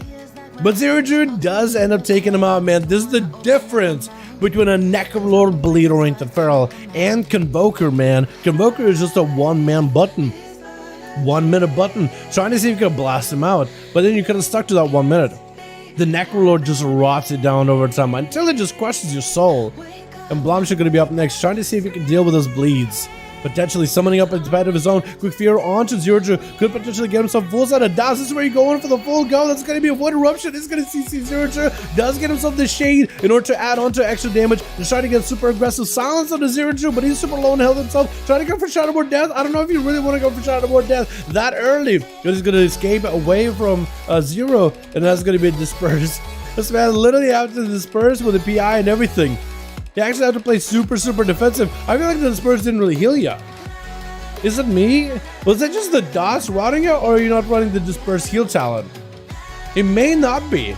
Gonna be a PI. Zero to try to see if we can just rip him apart. Glomsha with not a lot of health available. Has himself the Vampiric Embrace, but I think it's way too late. Actually, I think he may have killed himself with the Shadowboard Death. I think he was like, you know what? I see the game is over. Quick Shadowboard Death. Bye-bye. Decided, I'm gonna go out. I'm gonna go out on my own terms. But Zero Drew seeing Alphas, IBF immediately stunning him out in the open as Zero Drew trying to see if he can escape him. Gonna be full army of the dead with the A-bomb limb. Zero Drew has nowhere to go. Alphas trying to see if he can lock him down. The Mages of the Dead swinging around the corner, trying to get some cats off the bed. Empowered, Trinket out of that CC, trying to keep Zero Drew nearby. Chain of Ice continues to perpetually slowing him down with Death Claws falling in. The bed charging out, could potentially take him down. It's gonna be Zero Drew still getting attacked by a massive monstrosity. Trying to see if he can maybe regrow through it, but potentially could go for a flush cut. Does he have a flush cut? He needs some kind of defensive right now, otherwise he may be down for the count, trying to get aggressive. Back-to-back bites. That's a lot of regrows back-to-back. That may give him a little bit of survivability. The execute comes out with a Soul Reaper. Friends and regions should potentially keep him alive here. Definitely needs to get interrupted on the cast. Trying to go for Cyclone. Does not get interrupted. Perfect opportunity to go potentially for a flesh count. Man, that was clutch. That was really close. Zero Drew almost went down. Gonna be Alphas. Sacrificing his main goal and summoning a new one just to rotate it, just to expunge whatever life is left out of it into his own health bar before the dampener really catches up with him. Gonna be Ice picked up by the Warlock, by the Death Knight as the Pharaoh leaps out at him. Hope to maybe get an opener on him. Gonna be Spell Ward and Proccant for Alphas. If anything, that's gonna help with the Moonfire and the Swarm damage, but the bleeds are gonna go right through him. Full pet empowerment with the Army of the Dead. Gonna be a lot of opportunity for Zero Drew to potentially take him down. His Alphas is getting kind of low. Trying to go for a bit of recovery without dipping. And that's gonna be Zero Drew just absolutely blasted out by the pets. Quick maim on Alphas, super low. Zero Drew finds himself at no health whatsoever. Needs to go for a defensive frenzy reach up. Quick roar onto the Death Knight. Does break away with mobility. Gonna be immediate flesh cut by the Death Knight looking for that recovery. And so is Zero Drew. Did he flesh cut while in bear form for maximum value? Or was that just like a cat form flesh cut? He may have just went for a cat from flesh cup just to make sure he can recover, but hopefully he ended up maximizing with a bear because he just gets such a much bigger shield. And speaking about these bigger shields, I think everybody can agree it's gonna be kind of nice playing the next expansion and not having some shield based on your health bar. I think it's gonna be really nice. Flesh cup not coming back. Don't get me wrong, some of these coming abilities have been fun, but flesh cup, man, I feel like that's been one of the more problematic ones at times. Stun onto Alf, summoning up the A-bomb limb, stunning onto Zero Drew, has a trick and does decide to burn it. That's going to be Barsk and everything. Army of the Dead not joining in just yet. Looks like he's setting him up for one. Bash it to Alf, and Zero Drew trying to see if he can escape it. Getting yoinked back out over and over. Zero Drew at no health whatsoever. Army of the Dead finally joining in, trying to get a stun to Alf, but it's going to be IBF to follow. Got himself the A-bomb. Looks like the pets are actually attacking somebody else. Looks like they're attacking Chicago for a second. Zero Drew trying to go for a Cyclone. No way for Alf to stop it. Did not have an interrupt, or did not have a pet stun or anything. Or maybe even a grip. Anything could have interrupted it, but Zero Drew is going to be able to break away for a second. 5 minutes into the duel, 5% dampening rolling in. Quick sacrifice on the pet. That's going to be Alphas recovering a little bit of health, trying to play as aggressively as he can, while also worrying about his health bar. Utilizing defenses early in order to make sure he doesn't fall behind, which is a really good move. You don't want to fall behind, especially against a Feral Druid. You have a lot of damages on Holy DK, so as long as you try to maximize the damage value, you'll be fine. Actually denying the stealth opener for Zero Drew, which is perfectly well done for Alf. That's going to be a quick maim. Kind of actually under a ton of pressure. Oh my god, what was that set of bleeds? That was literally every bleed with Berserk, and all of it didn't get a chance to even recover. My goodness, absolutely just melted, squeezed down like a sponge. Jesus, Bakey gonna be up next. Quick roar versus Zero. Trying to see if he may be able to catch up with the Cyclone. Could he potentially go for a restart? Looks like building comp points, so maybe gonna go for a maim convoke. Zero does not have a trinket. Flash count interrupted. Zero with a maim. Berserk, everything. Convoke, massive damage. Oh my god, almost took him down. Had the comp points with a bite to follow. And Tim God actually gets a chance to play. My God, actually gets a moment to gameplay. That was a Feral Druid on an absolute rampage there, boys. Finally got a chance to play. Bacon tried to see if he can escape Tint. Last time he was just able to devour Tint and Signal Convoke. Can he do it again? He did it through a full Fleshcraft shield. He did it through a full shield. Tint was like, you know what? I think I should be okay. I should hopefully be okay. If I trigger this early, I'll probably die against the Feral. So I need to kind of like hope that my Flesh Card will be enough. And it was like, wait. Literally devoured. So if Bacon can last long enough, he may be able to try to convoke Tint God again. Tint, if he's going to play risky, he may not trinket again. He may be like, you know what, I need that trinket for the future guy. Actually, I guess at this point with Baconski, I guess at this point, like, he could trinket. It's a worry he'll be fighting next. So I feel like at this point, like, maybe playing safe as the play. Gonna be a Fist of Fury onto Bacon, lock him down for a second, wall is up for the Druid with Thorns. And it's gonna be Tint backing up out of there, trying to avoid the Thorns damage, trying to keep himself alive and healthy. Cyclone potentially interrupted, shot him out for a second to dodge it. Bacon tried to see if he can get away. Was that an in-cap on somebody? I swear to God, it looked like it was in-cap. Or maybe a roar onto 10. BDB down. Bacon could be in big trouble. It's going to be damage on 10. Does he have another opportunity here? Is there no pressure? Going to be emergency healing for Bacon with a Bardic Skin. Maybe enough to keep himself alive. Definitely something. Summon to 10 with a maim. Not looking for a Convoke yet. He's just looking for a bit of recovery. But he's keeping a Moonfire on him. 10 not letting the Druid get away. But that's going to be quick juke. Oh, Bacon does escape for a second. But the Monk is still hot on his trail. It's going to be Bacon trying to see if he can catch a re-stealth. Roar onto 10. Does he have the Cyclone? Time to chance it. Does not get it. Wait, does get interrupted? No, wait, Bacon may go down. Oh my goodness. I think that Moonfire may have broke Tin God out of that Cyclone or out of that Roar. That Cyclone would have been perfect though. And SKJ is going to be up next. Big old Blaze versus Tind. Trying to see if he may be able to maximize damage. Big War Stomp, Warbreaker with a Kyrian Spear. Got some parry up and running. Going to be a full Reflect of Karma as well as the Angel Stricken for Tind. Trying to see if he can take this damage up as best as possible. SKJ charging at him, intercepting him. Banner to try to disrupt any kind of CC. Tind does take down the banner but does get executed. Oh my God, this man just absolutely slammed him. 9 minutes of duel, 26% damage on there. I don't think Chicago is going to give SKJ much of an opportunity to recover here. The Warrior is trying to stay aggressive. It's going to be a big old static totem. Is trying to see if he can escape it. Cannot really focus on the totem fast enough. But he's going to try to see if he can focus on Chicago. Is he going to try to kill the Earth Elemental? Could he potentially give himself a heal? Maybe he'll try to see if he can kill the Raptors? Because he could potentially maybe recover. If he executes something, if he kills something, he does get impending victory or a normal heal. Quick AoE stun Chicago as SKJ gets low. Try to see if he can back up out of there. Playing the Kyrian, so there's only so much he can really do. Dotted up, so I think Chicago is going to have him. If only the man had some kind of a heal like a Flesh Card, he may have been okay. Reflect on Chicago. SKJ had no health whatsoever. Had himself parry coming back up very, very soon. Does recover just a modicum of health. Thunder to SKJ, trick inside of him immediately, try to see if he can walk over Chicago, but there's nothing you can do against a Shaman. Man, that Warrior absolutely popped off. That was, you just went in at the Monk and just absolutely cut him in half. Did a lot of damage in the short time he got to play. 0 Drew with 3 kills, actually get a chance to play. We got ourselves the boys back up in the arena. Alright everybody, let's get another up and running for the day. At least one more duel going, boys. Let's go, let's go. I love that, man. I love that duel. That was awesome. There was so many clutch moments. So many close moments, man. I love stuff like that. That's my all-time favorite, man. When the duels get that close. 190? Yo, EU and NA are very, very close to each other in terms of the games that we have. Boys, let me know when you're good to go. Or to get Thunder Fury Transmog. If you're looking at the original Thunder Fury, kind of difficult. If you look at the Outlaw Rogue skin, not as difficult, but still kind of difficult. It's been a bit since I've gotten it, but I heard that some people were struggling, but at the same time Blizzard did make it easier. So like some parts maybe are easier, but not others.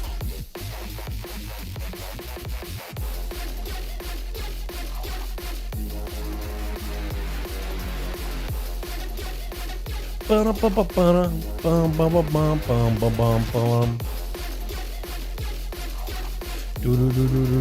know when you guys are ready. I'll be good to go. I'm just gonna get the parts of this video. Those supposed to come out earlier, but because I was late, it was a little bit behind. We're gonna get that all set up out of the way. It's a Warlock video. You need gold and orange for Thunder Fury. Do you? Because I haven't actually tried myself. I haven't tried it myself at all. I don't want to find that game, but I'll take what I can get. Sounds good. Sounds good. 3 out of 5 for Chicago. Yo, if you guys want to join the groups over in the LFG, we got 2 groups forming over in Raid's Legacy. Get your friends in on it. We got 2 groups. Both of the groups are in Raid's Legacy, so we can do the cross-faction stuff. So Alliance and Horde can all join in. You guys can join up over in the 5v1 Duels. We got Malachi with a group. We got Chicago with a group. 3 out of 5. Looking for 4 more boys. 2 for one group, 2 for the other. It will be good to go, boys. When you get to bindings, it's kind of fun when you get to bindings. It's kind of fun when you get to bindings. You need the gold. Okay, yeah. It's like the original one, yeah? Because I know those bindings, you can also get the bindings over for the, what is it? You just kill bosses that was out the rogue. But it's like Legion bosses, so you have to farm them normal. You used to be able to get to some of those bosses are much easier. You used to be able to like glitch out into Natharians there where you'd be able to walk. You know how like when you look up around the dungeon, there's like a bunch of trogs like up in caves, way like in the shelves at the top of the dungeon. So you could actually glitch. You could back in the day glitch to go up there.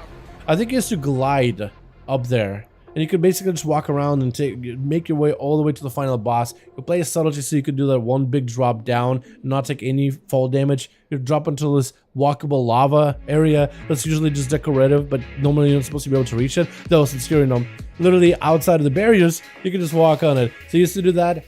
5 rogues would go in on normal in Legion with like crap gear, but 5 rogues would do it, go in and kill the boss. Just focus him really quickly. That's all we would do, just walk around and then kill the boss. Then port out, reset. I think we'll take off our armor, jump into lava, get put in the sword dungeon, run out, put our armor on, reset the dungeon, go again. And we also do another thing also with Vault of the Wardens, also we'll clip out. So we'd go fight the first boss, and then you can go to this area, and if you goblin glide at a right angle, you get to clip through the wall, and you kind of have to head in a direction and pray you're going right way. But basically you go from the first boss room through like this amoeba area, like it's just nether, there's nothing there. And then eventually you kind of like make your way into the Frost Giant room, skipping all the mobs. So you don't have to fight anything else. But people found a way to even bypass the first boss through this glitchy method where you would basically shadow step, one rogue would get by, everybody would shadow step to him, everybody would goblin glide on top, and then you go kill the boss, and you could reset it again and again. But because you don't kill the first boss, your checkpoint's a little different. When you don't kill the first boss, you get to put it at the front of the instance compared to in the boss room and having to run. So it was actually a time saver. So the rogues would just run it like 10 times in a row, and they'd be put on cooldown, and they'd just AFK. They come back, run it 10 times in a row, over and over and over. It was 5-man rogue teams, man. Non-geared rogues. With bosses on normal, they were not difficult. But 5 rogues could just blast them out. Like, whoever gets aggro, pop an evasion, and you're good to go. Then vanish when you get too much aggro. And you're chilling. It's really, really good. It's really, really good. Oh, boys. We get one more over Team Chicago and one more from Malachi. We'll be good to go, boys. I'm feeling jolly right now. I think, therefore, we should show some appreciation for Dala. Yo, Mikolai, I'm happy you feel jolly, my man. I'm glad you're feeling jolly, my dude.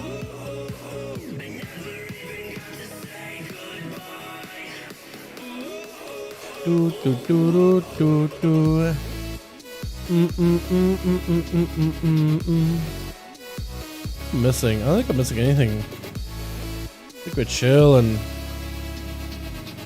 Oh, I don't have the thumbnail done at all, so I need to work on that, I guess, after the stream. But we need one more over to Chicago, boys. One more from Malachi. It'll be good to go this evening. We just need one more. If y'all want to join him, let's get a community. You guys are more welcome to join the community. Yo, Malachi, Chicago, if you guys want to invite anybody like Flexing, if he wants to join in, you're more than welcome to. Wants to pop in, more than welcome to. Y'all can just get invited through the community. Much easier for you to get groups up and running that way. Join our community, boys. We have a link in Discord how to join the in-game communities just for 5v5 1v1 Duels. Hey, how you doing, my man? What's up, Vladimir? How you doing, my guy? I'm doing great, man. Looks like Chicago got a 5-man ready to go. What is it? 2 more for Team Malachi, boys. So we'll be up and ready. Chicago ready with that 5-man ready to tell us some more in the dueling arena. People used to use game files to skip through bosses, AQ back into those 5. Dude, people used to. So there was this not an add-on, but it's like it basically was like Team Morph, or as type of like there's a program that basically lets you modify with WoW models, and it basically would change things visually. You could change how other characters look visually on your screen or how your character looks visually on your screen. And for the most part, Blizzard really didn't care because it was like, well, You're not really cheating, you're just changing how the game looks visually. Just don't tell anybody that you're using it, and then we don't have to be like, well, technically on our TOS using program that's specific game files, so then we don't have to do anything. Like T-Morph, right? People used to stream with T-Morph all the time, and it was always like a gray area where it's like, technically it would be messing with Blizzard files in game, but it's not like harming anybody, it's just changing your game visually. But it does fall into the rules, so they're like, it technically they should uphold it, but like they don't want to. They don't want to have to, but they should. It's just a nice spot to be in. And it wasn't a problem that much until that program that lets you modify stuff. People were able to go into game files and they were able to make like a mining node or a herb, from what I heard. Massive. So like if you're trying to go mining around, you would just like flip a switch, make the nodes look huge. Now you know where the nodes are. You can literally just fly to them. Like it was pretty bad in Miss Pandaria, and it was pretty bad in the Miss Pandaria. It was pretty bad also in the like herbalism as well. Like if you just try to find the nodes, you just expand them. You know where they are. You fly to them. They shrink as you get closer. You grab them, and you can basically see them all the time. You see where they are. You know where exactly to go. You don't have to like plan out a course of like where you want to go, or the complications you want to check. Looking for it. You basically see them where they are. So you're like, well, okay, that's like a borderline. So like, okay, you get an advantage over other players. So I guess now we have to enforce it because of the file modification. Like if it was just down to like you change the way your character looks, nobody would care. Blizzard wouldn't care. But because you could change other models too, like nodes and stuff, that's where it's like, okay, well now there's like a incentive for it. Now there's some advantage to it. Now it's like it crosses that gray area where some people can just use it to change the character visually. It's a weird one. I don't know. Maybe like, because I feel like on one hand it's like, okay, well what if people made those tools and they limited those tools? But it's like when you have those tools in your hand, why would you limit it? And it's like, okay, well it just becomes like a really difficult decision. I don't know. Maybe they could bring something like that back in the future, but like, you know, with Blizzard's blessing or something. I don't know. What's up, brother? What's up, Corey? I'm a man. You want to play Wrath Classic? I am definitely going to be playing in Classic. Definitely going to play in Wrath. I tried TBC. It just was difficult to get into. I definitely want to try Wrath. I want to get myself a character in Wrath. I'm not sure if I want to play Death Knight or a Rogue on Wrath, though. Death Knight feels really fun, but Rogue feels really good on Wrath. Like, the energy regen is really smooth. Combat plays pretty well. I want to try maybe like leveling a sub, leveling as a sass. I think that'd be enjoyable too. But I definitely want to play. I'm thinking maybe do Death Knight. I'm thinking it's Death Knight Rogue, or maybe, I don't know. I'm thinking Death Knight or Rogue though. Because I feel like out of those two classes, that's the ones that two. I want to try other classes, but I think it'll end up being one of those two. Took a long ride on a Harley today, 350 miles. Damn. Feel good to get out of this ride? Hell yeah, dude. That's a long ride, by the way. What the? You just right places? Let's go, man. You abuse the game pause. Yeah. The game pause and all that. Lower music bit here better. I don't play DK. Yeah, I can do that. There we go. Hopefully that's a little better. Normally I'm just screaming my head off, so it's not really that big of an issue. Yeah, there we go, my guy. Yeah, that looks really good. I feel like they just played really smooth. Went to Erie, PA and back. Let's go, dude. That sounds like a good time, honestly. Just a quick trip. I feel like trips like that would be really fun. Just get the boys to go for a ride, man. Just go places. I think it'd be really fun. We need 2 more for Team Malachi. It would be good to go. Boys, if anybody wants to step into the dueling arena. Chicago has a 5-man ready to go. Malachi's trying to put a squad together. He needs a couple more boys. Invite Oofers, Tycontis. Yo, Revadare got a homie joining in. Let's go, boys. It's great. Thank you. You're awesome now. Awesome. Happy for it, man. Because I can't really hear my audio that well. Like on OBS, I don't have a feedback loop, so I can hear like what my voice sounds like, what the audio sounds like. I just have presets, but I also do have setting like what in Raid. I have it kind of loud, but the music is quieter, so it works out that way. But on here, when I'm doing normal Raid, normal dual stream, it's a bit of a different setup, and I get those mixed up.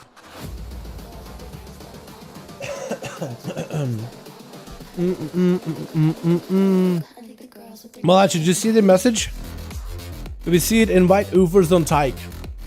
Or if Oofers joins the community, you can just invite him like through a right-click invite. That could work as well. But now, what all they think of Dragon Fight so far? Preservation looks badass. Dude, the Dragon race, the Dragon class actually looks kind of fun. I'm not gonna lie. They're actually kind of a blast. I'll definitely be playing one. They're really, really fun. I haven't tried healing as a preservation just yet because like dungeons are not available, but I do want to try healing as a preservation. I don't want to try doing DME as a decimation. Is it decimation? I think it's decimation. It's gonna, I'm pretty sure we're gonna get like, you know, restoration, we'll just call it resto. Preservation, we'll call it maybe a pres spec. Or decimation decivoker, presivoker, maybe. How you liking the evoker? It's really fun. It's really, really fun. I'm not much impressed with videos, but we'll see from the start. But we will see who start. Dude, they're really, really fun. They're really fun. Very fast paced for a caster class. Devastation. That's what it is. Devo. Oh, Devo. Oh, Devo will be easy. Devastation. It'll be Devastation. I think we'll call him Devo. Devo Evoker. Have him use community to use the LFR. Oh yeah. He can't really, if they're on the other faction, yeah, you won't really be able to invite him. You have to either invite him through community or whatever. That is true. That's a good point actually. Tell him to apply. There we go. Got a 5-man Chicago. Hopefully you're ready to go. As soon as you guys see a list, we'll be ready for 5v5. What do you want to do is perma? We'll have to figure something out. Yeah, I'm sure the community will figure out like a short acronym because we got resto, we got prot. You know, nobody calls him protection warrior. They just call him prot warrior, prot pala, resto druid, resto sham. Actually, some people just call it resto drew. People didn't even add the druid in there. They just call him resto drew. Good to go? Sound good, my guy. Let me get you guys back up and running for another duel. Devoker? Yeah, we'll see, Tyler. We'll see, man. I'm just trying to come up with like a faster, there's gotta be like a faster way of going about it.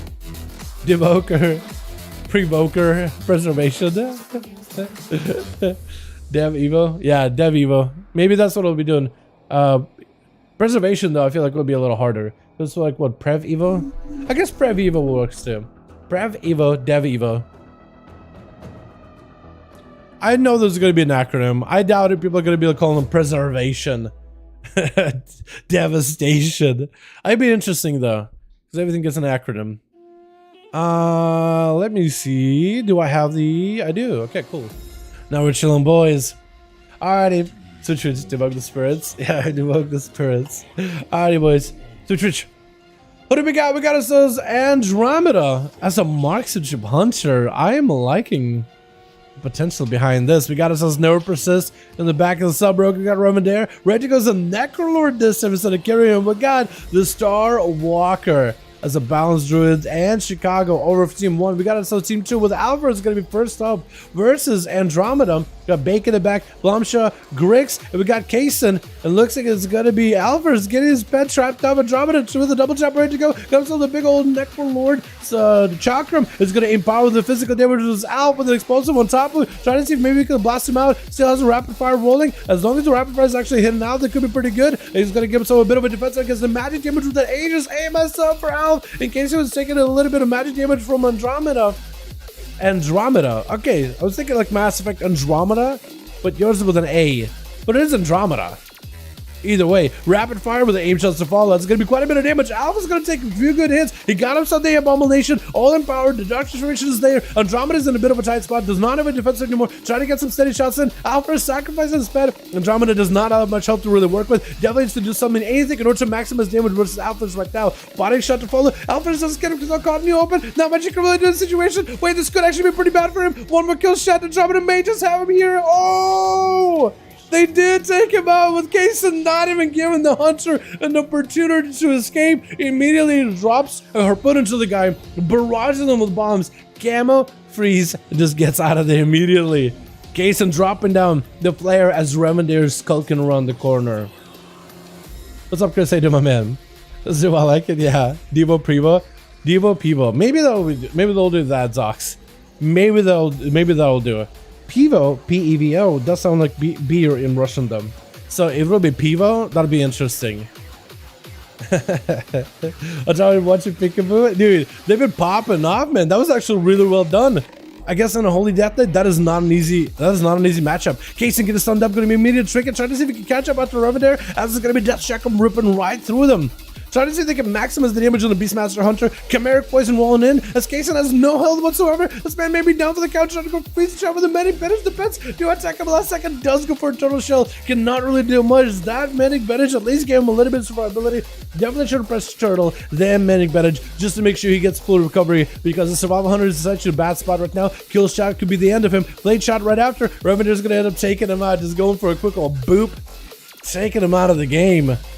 My goodness, was Revender looking for a bit of a flash gap, trying to catch back up as Baker looking to swing around the corner and get some aggression versus Revender. Does have a flash gap, so they're pretty good. Bakey looks like maybe playing still Convoke. As long as you keep the pets nearby, you'll be okay. A Flare actually disrupted the opener by Bakey. Trying to build some calm points off of the pets. Bestial Wrath is up for Revender. Gonna be full bleeds. The Bacon trying to see if he can maximize some damage. Chimeric Poison is gonna be slowing him down with the Death Chakram ripping right through him behind the pillar. Does get stunned up with a trinket to follow him. There's gonna be walled right after. Seeing that he can't really escape Revender easily, he's gonna try to see maybe he can get some Cyclone CC on one of the pets. Trying to see if he can break away to Revender. The Hunter is aware with the Freezing Trap waiting for him. He knows exactly what's gonna happen. It's gonna land the Scarab Beast as Bacon doesn't switch fast enough. There's going to be a little bit more CC. Maim, the pets come back in. The pets are going to be there to help soak up a lot of the Convoke damage, but Revender burning that human racial just to make sure he's extra safe. Doesn't want to fall behind the Feral Druid at all. He didn't trust the pets to absorb the Convoke whatsoever. Just thought, you know what? If I am going to trinket with the human racial, if I am going to break out of these stuns, I better do it as early as humanly possible. Death Check can get it sent at Bakey, ripping right through him. It's going to be a full Thorns up for the Feral Kitty. Trying to maximize the damage against these pets.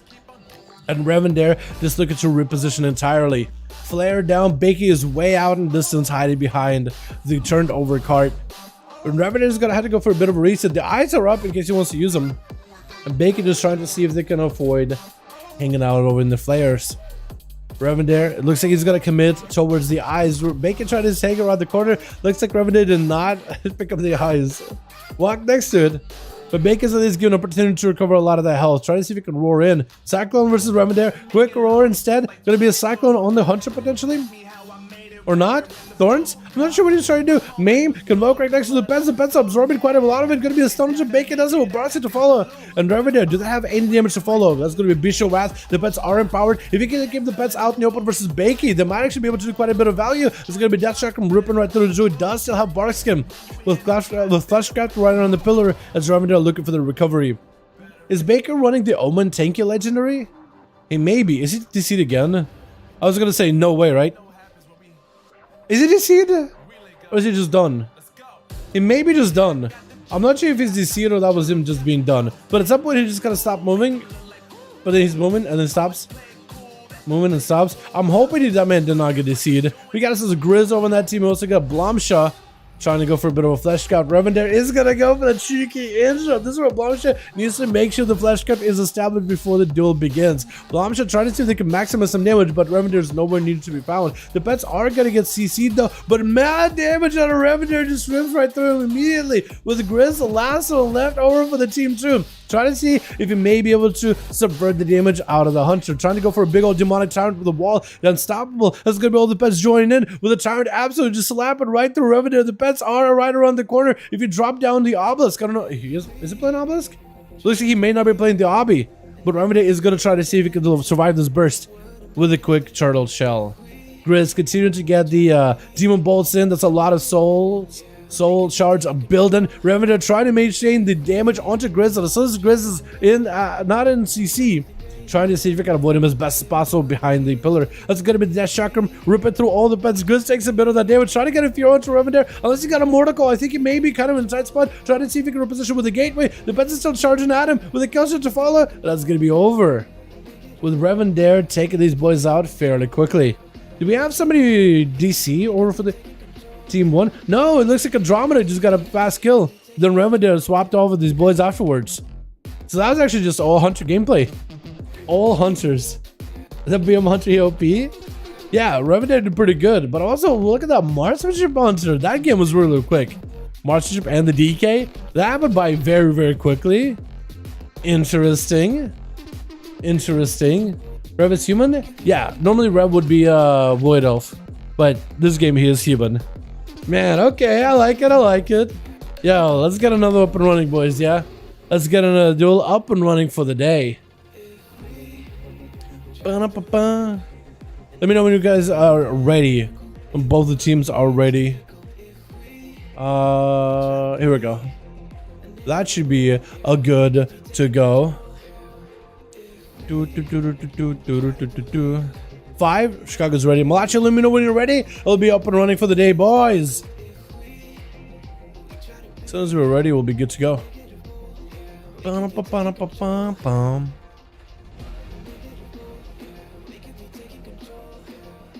Here we go.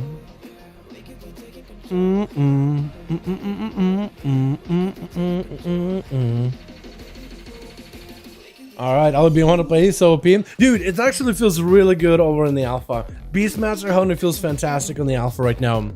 Actually just cranks. You have a big old pet build where you have a build where you use this call command ability that summons bonus pets that give you all these buffs. So you know how pets can give you like buffs, whether there are ferocity, tenacity, cunning, give you move speed, health, or leech. So with call beast pet, with call pets build, you get to summon all these pets that also give you all the combat buffs. And if you have all your pets in your inventory, in your like call, are all leech pets, that leech effect stacks. So I had 2 leech pets. Is the pets that are given to you on the alpha, because there's like 4 pets, 1 tanky, 1 cunning, 2 leech pets with all the different effects that you would want. So I have 2 leech buffs, and if I have all pets are leech, those stacks connect. Those buffs can stack. So it's like 50% leech times 4 pets. You look at that, 60% bonus leech just for having these pets up and running. Imagine if you have bonus leech in your character as well. You look at that over 60% leech when all these pets are up. It's going to be really strong. Imagine that in PvP. You get it blasted, you get counter offensive, you're going for the big leech, the kill commands, the kill shots, the cobra shots, the serpent stings, all healing it to full. You'll have that demon hunter-esque healing. Remember solo and everything on Thomas Isle? Yeah, they were really good. And I think they're going to be able to solo. Like, they do a lot of damage right now. Beast Mastery has a lot of resources, does a lot of damage, and you get kill commands that summon bonus pets. And all these pets basically summon more pets, and all these pets get empowered whenever you have your big call ability. All your bonus pets get empowered with barb shot stacks, like the auto attack stacks. And you're getting those stacks so quickly right now over in the alpha with all these pet build. You basically get a huge amount of pets, all of them are benefiting, and all of them can cleave. It's going to be incredibly powerful. It's going to be insane for keep pushing triple leads double DR. Yeah, it's going to be crazy. And you can customize it, right? So if you pack your group full of so it's not that you get the so it's the stamina buffs that you would be getting, right? The stamina buffs, the speed, the leech, but that would be great in Mythic Pluses. Yeah, so let's say if you want to play like very aggressively for healing or very aggressive defensively, you can literally save the ability. I mean, it's a damage cooldown, but you can save it to give it like give yourself an increased stamina pool instead of that cooldown. So you have like an incredibly good amount of stamina, and basically whatever mechanics are hitting you, you'll be good to go. You'll be chilling. And you just have more pets, so many more pets, and it's just a really good combo. I wonder how fast you could go, because every one of these pets can give you like 7% movement speed, but if you summon all pets that all give movement speed buffs, you stack it 4 times, you could be zooming, dude. You could be zooming. You would literally disengage with that, what is it, post haste, and you would summon all these pets, and you're literally running mount speed for a short moment. It'd be so good. Yeah, boys, we got another group up and running, yeah? We got Malachi, new streamer, boys, will be good. Okay, no, Dan's taking over, Bakey taking over the group. You got Chicago, I think, with a 5-man still, yeah? Where you play second Johnson Firefly and come back to WoW? Where you play? We do them on both EU and NA Vladimir. We do them on both regions. So you're more than welcome to join either one of them whenever we host them. Hello, brother, what's up, man? How you doing, man? Hope you're having a good one, my guy. And Enhanced Shaman is a good place right now. I can't wait to see Enhanced Shaman defense house. Dude, they were looking good. So far, the early data mining has Shamans looking absolutely amazing, dude. Totems are making a return. Mana Totem. Totems to empower the range. Totems to empower the melee. Dude, they're looking really insanely good. They're looking really good. I wonder how the talents are going to be set up, but they're looking strong, dude. These totems, I got goosebumps thinking about them.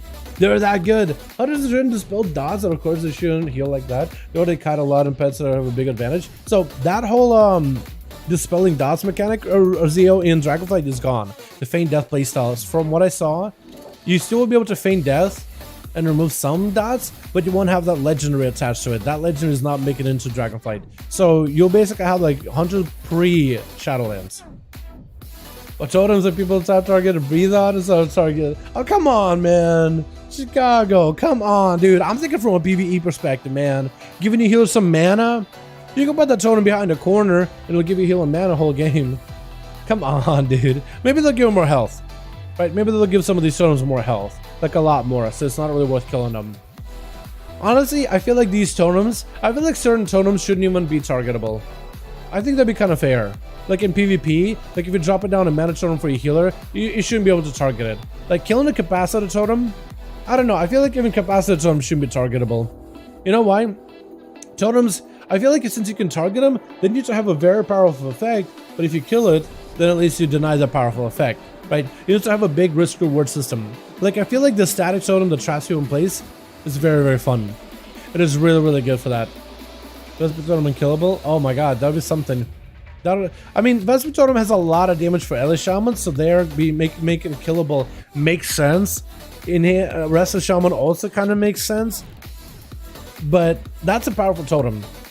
The static totem, the one that puts you in like a fence, in like a chain link fence, in a lightning fence, that being killable I think is worth, because that actually has a really cool effect, but it takes a couple of globals, so you need to focus it down to take it out. But the effect is really strong. You just trap somebody in place. They can't go anywhere, or they can't leave or escape. They can go in or go out. That's a strong effect that can be killed. But like a mana totem, I think you should be able to drop it without somebody like killing it.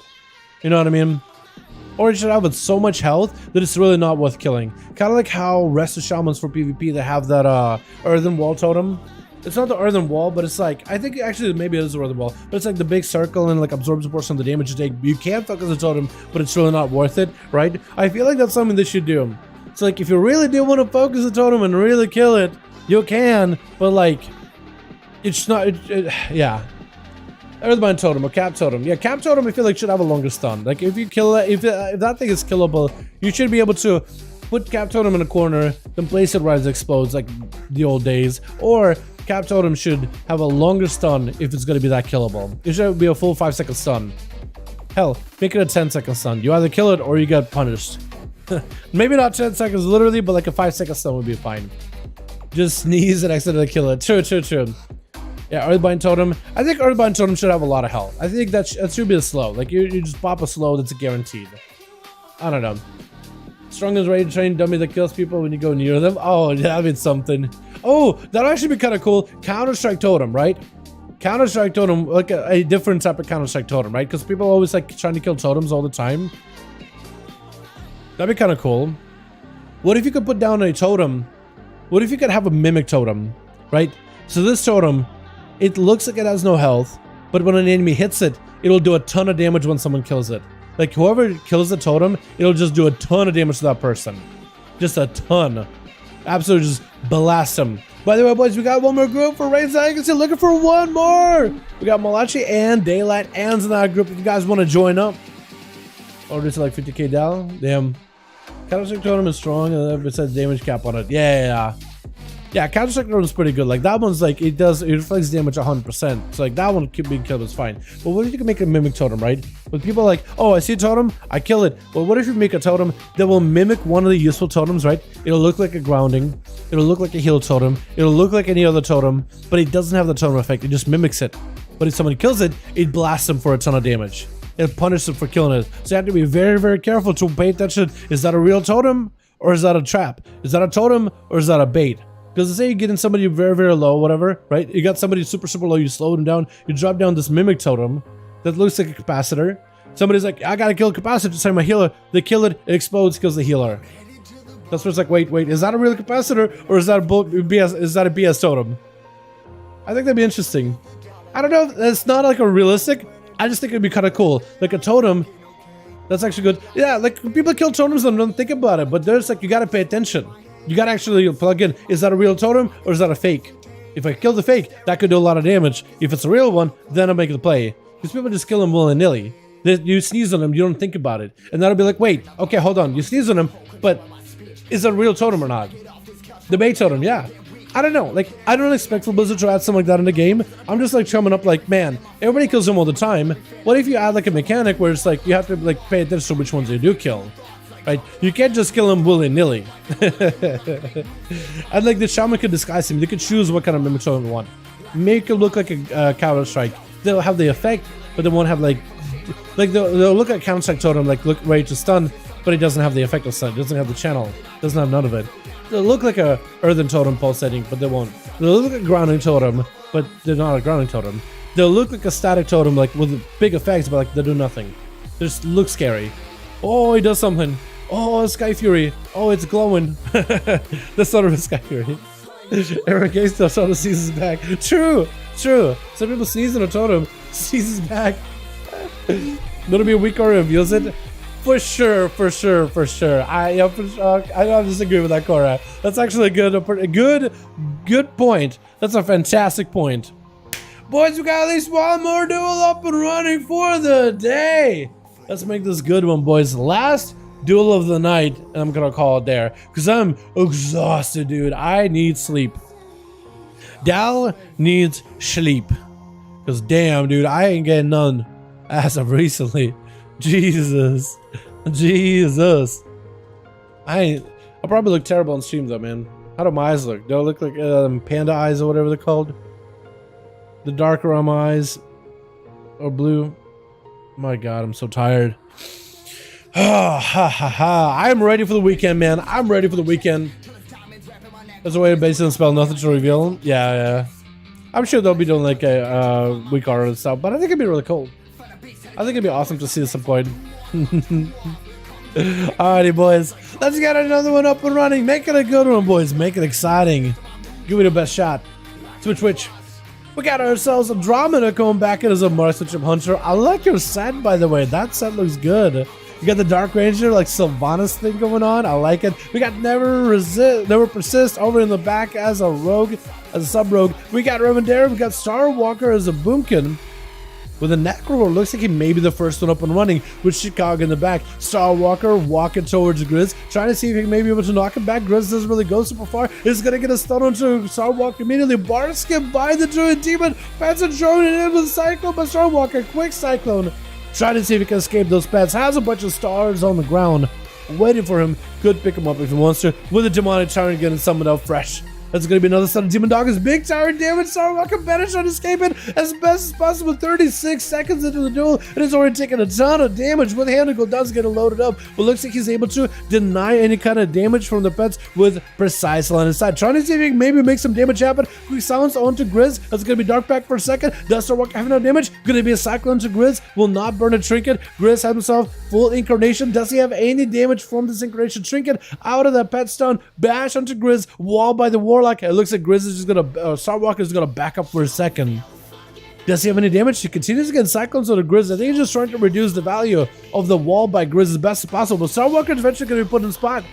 We can't really cover himself. Mortal puts him out in the bad spot for a moment. Quick roar onto all these pets again. Another Cyclone is going to be very, very DR'd. As Grizz should be able to get some counter pressure at this point. Get himself some Demon Doggers in there. Some Demon Bolts as well. Starwalker got himself full dots rolling in. There's going to be some dots attacking Grizz as well. But these stones back to back by the Warlock, the damage is going to be plenty. Starwalker just doesn't have a lot of resources here.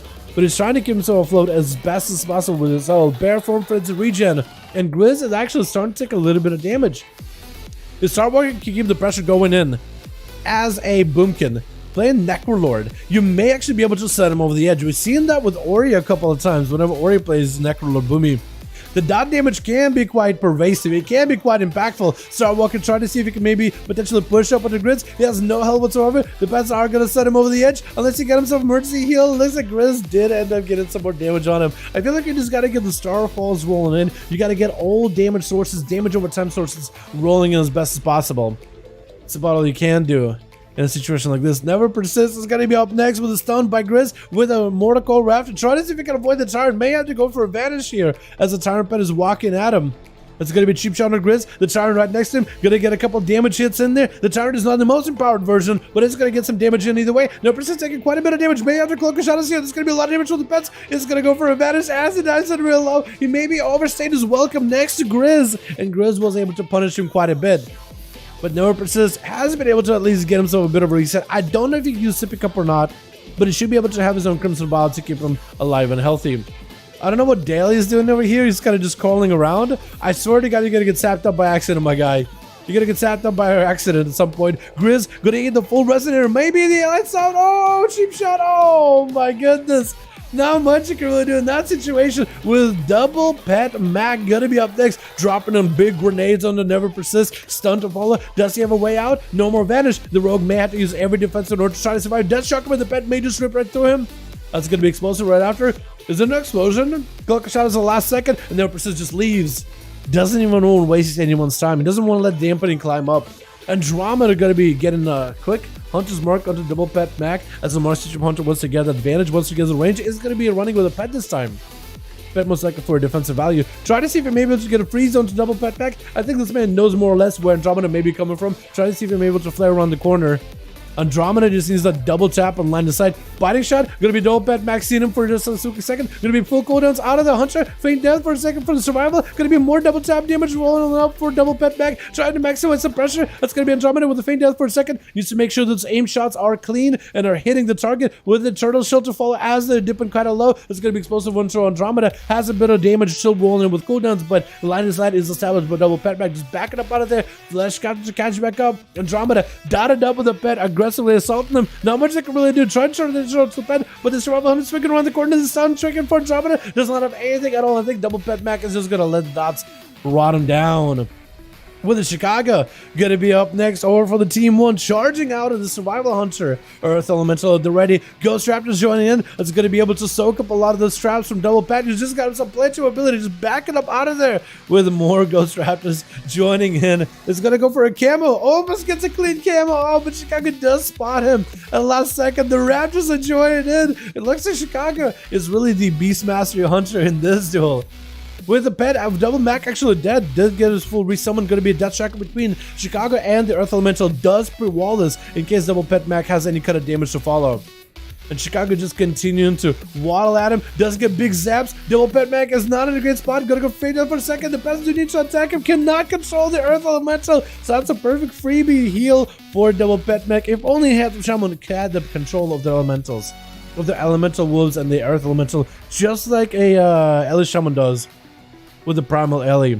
That'll be an offensive spot because you can disrupt that heal immediately. Stun onto Double Pet Mac, trying to get himself a bit of recovery. Acceleration. Oh, maybe not acceleration. What did you just heal with? Someone healed you. It wasn't Exil, but I'm not sure what that was then. I'm actually confused. Was that a Battle Master trick? Maybe?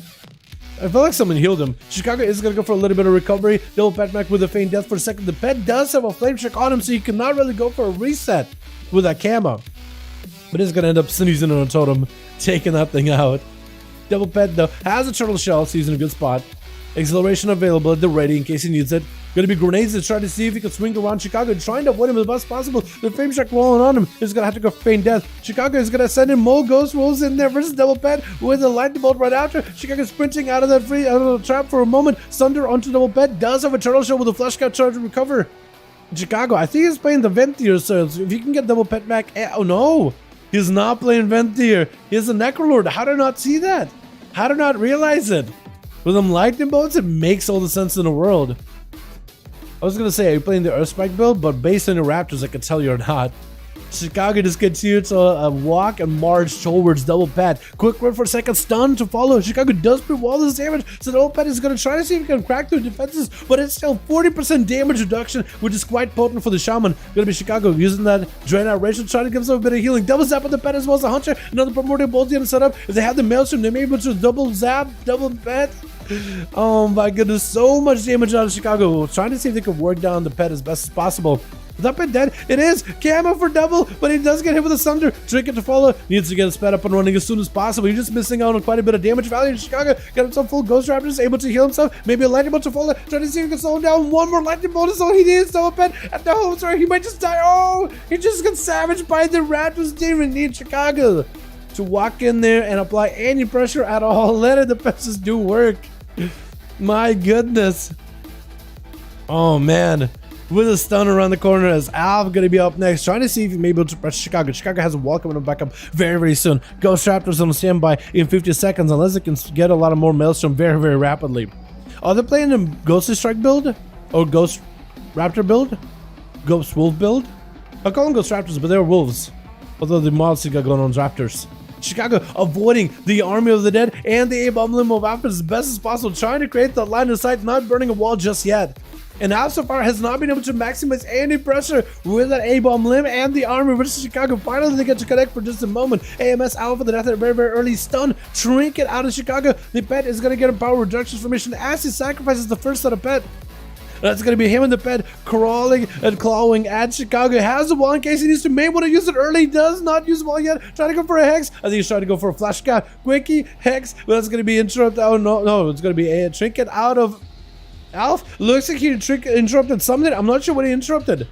Did try to interrupt the initial Hex. Chicago does get a bit of recovery with the Flash Scout. That's going to be Wall. Alpha, no health. Oh my god. Chicago just kind of had him with ropes. Like, you're almost there. You almost get me. You almost take me out. Bakey's option is just getting blasted. We don't even know if he's up next. Is it Bakey? Chicago may have just may have done way too quickly. Is it Bakey? I think I'm still trying to figure out. Is it Dally or is it Bakey?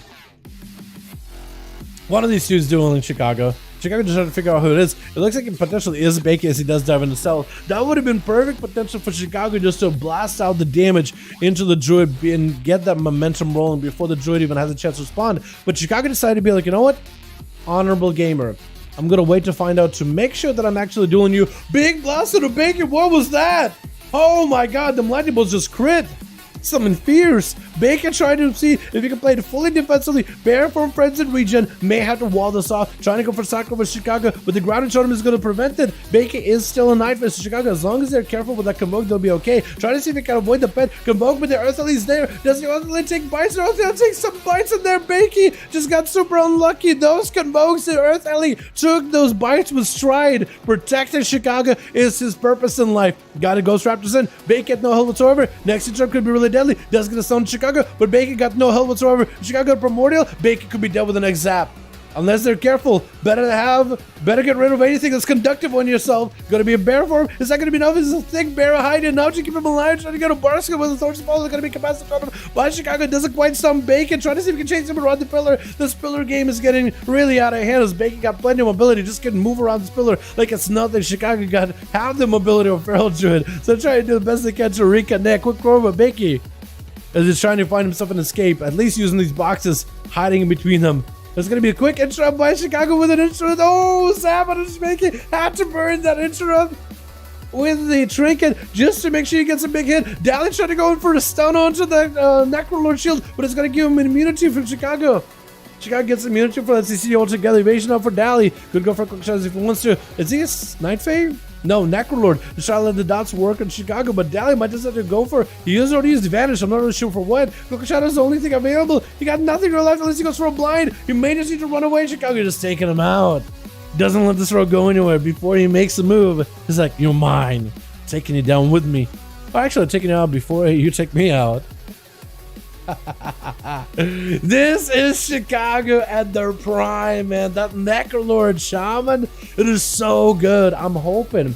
I'm pretty sure like a lot of the Covenant abilities won't be returning for the Shamans, but I'm hoping you can stay this aggressive and sustainable, damage-wise and healing-wise, as a Shaman going to Dragonflight, man. If anything, if you could continue just blasting people out with zaps like this going forward, I'll be happy. I'll be happy. Hell yeah, that was amazing, dude. That was so fun. God, this song is perfect. Chicago rocks, dude. They're insane. Are you using Sport on my opener? Are you using the crit Lego? Are you using the crit Lego with it? That's aggressive. But have you thought of playing maybe like Night Fae with the opener? Because Night Fae with Sepsis and Vendetta in the 4 set is really, really strong. C. Fiery Molten Brand. Wait, are you running the Flame Shock one? Oh, I didn't realize you were running the Flame Shock. That's really good. And wait, you were running Lasher Flames? Wait, lava ash increases damage of flame shark and target by 100%. Oh, okay, so you were doing like quite a lot of dot damage. So you were not only lightning bolts, you were also dotting them up and rounding them. That's actually so effective. Yeah, wow, that's crazy. I thought you were Ghost Soul build, but apparently you weren't. Yeah, it bugs when someone leaves, but it's okay.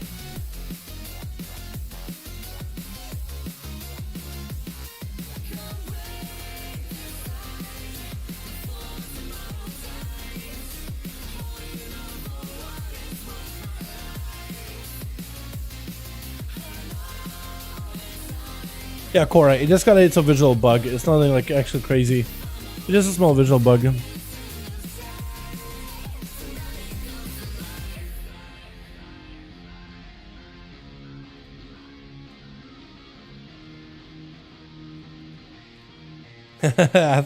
I'll be later, my guy, yeah? Are you down for threes whenever you aren't working? I think that'd be really fun, Chicago. Yes, I'll be down for threes whenever I'm not working. I think it'd be fun. Maybe like tomorrow or Monday or, you know, the days. Because today I'm just going to take it super easy. But Chicago, yeah, that'd be really fun. I'll be down to. I don't play my rogue that much at threes. I think it'd be really fun to push and just do whatever at the end of the season. That'd be really fun. Hell yes. Sign me up. Sign me up. Sign me up. Sigil Master Assassin, that's what you're using? Yeah, the 100% crit Lego. Yeah, that's a good one. Wait, why are you running a, hold on. Why are you running a crit gem? You already got 100% crit during the Psycho. You should probably run like a Master Gem or something. Actually, the Versatility Gem. Let me know. Sounds good. Sounds good. That's good.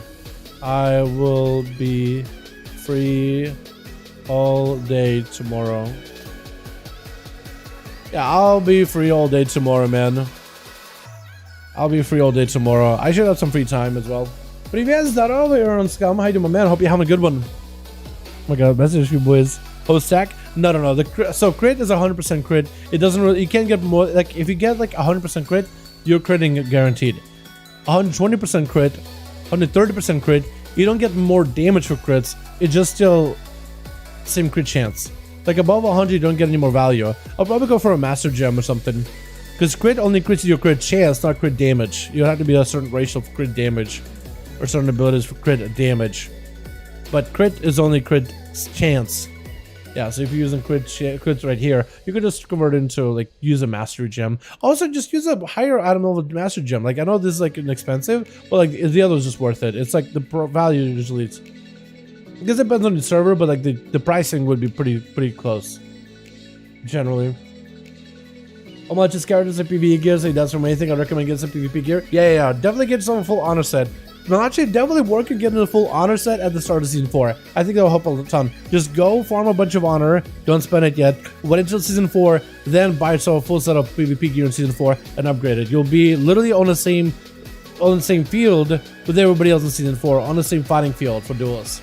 Alrighty boys, thank you all so much for coming by, man. I appreciate you. You guys are wonderful, beautiful. Thank you so much for watching. Thanks so much for joining and participating in duels. Hope everybody had fun blasting each other to absolute smithereens, boys. Super fun hanging out with all y'all. Future duels are going to be up and running on Fridays and Saturdays. We're going to run them out this week and next week, and I guess continue on until season 3 is over.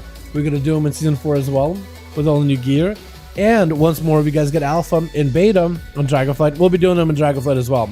I feel like it'll be really fun to do some early Dragonflight duels just to see how classes play. All 5 Evoker game, Evokers, just all Evokers versus Evokers will be super fun to do. I would want to try that for certain. As well as all the other class changes as well.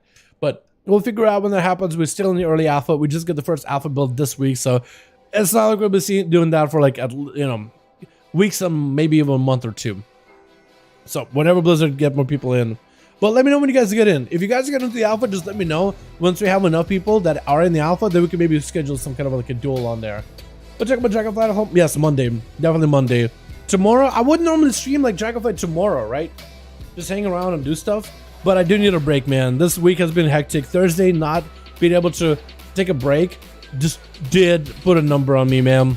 It definitely did put a number on me. Because not only did we stream Dragonflight for 5 hours, but then we also did the duels, the raid stream, killed Jailer. So I basically didn't have a break that day. So I've been a little behind on stuff. Tomorrow is just going to be a chill day. Just going to be hanging out. But then we're back to Monday with Dragonfly stuff, with more Dragonfly videos on the horizon. Go ahead, hit me up with a Celtic. Good night. I'm back for the next NA Duels. Yeah, be here next week, next week. Boys, Friday for EU, Saturday for NA 5V5 1V1 Duels. Everybody and anybody is welcome to participate. Because the monster's great. Yeah, Lee, it's been scuffed, man. It's been a little scuffed today, so I'm trying my best, dude. I gotta go right now. Take for the runs, yo. Thank you so much for coming by, man. Appreciate it for hosting the groups. That's a bit. I think Warcraft would come out on top of the duels. Yeah, probably. You know, I think they would soar above everybody else. I think it would fly away without victory, Atha. You know what I mean? You know, everybody's like sneezes on the totems and they just fall over. They would just breathe on the totem and they'll fall over. You know what I mean? They'll be clawing their way to the top. Okay, I'm gonna stop now. Otherwise, this is gonna devolve to something else. We're playing Evoker with Skyrocket. I knew it, Atha. I love you, man. Will there be a new starting area for Dragonflight all classes? New starting area for Dragonflight with all classes. What do you mean?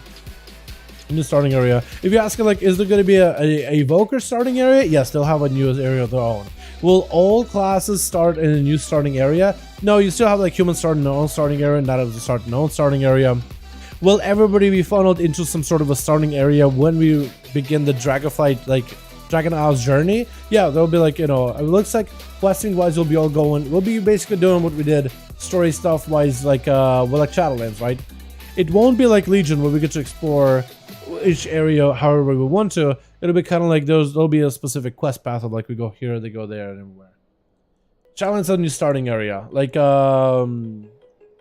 we started leveling in Bastion and then we kind of went from there. Yes, I think that's how the zones are going to be set up. You're going to start in like a specific zone, then we kind of go just quest from there on. Yes, that's what you're asking. Will Dragonflight have a new starting area for new characters? Oh, like you mean like the new island? The new island? I don't think so.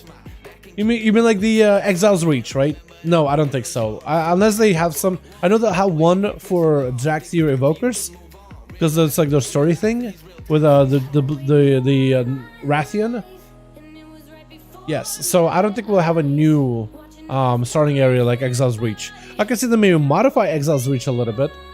I can see them modify it to be something, you know, to maybe more. I think it's gonna be its own thing. I think they just basically want to do the whole like Alliance Horde. I think it serves a purpose. I don't think that was the plan, but maybe we'll get some kind of updates in Exile's Reach. Maybe. I think the class changes are probably gonna affect the updates for Exile's Reach. They're probably gonna have to teach people like what talents are, and then give them like a base set of talents, and people will learn abilities and talents and like craft the character. I think that'll be modified in that regard. But as for like a brand new zone, like another Exile's Reach, where they call it something else, I don't think so. I think Exile's Reach was just a new way to like give players a new starting zone based on like the modern World of Warcraft gameplay design and quest systems. I think that's what the purpose of it was.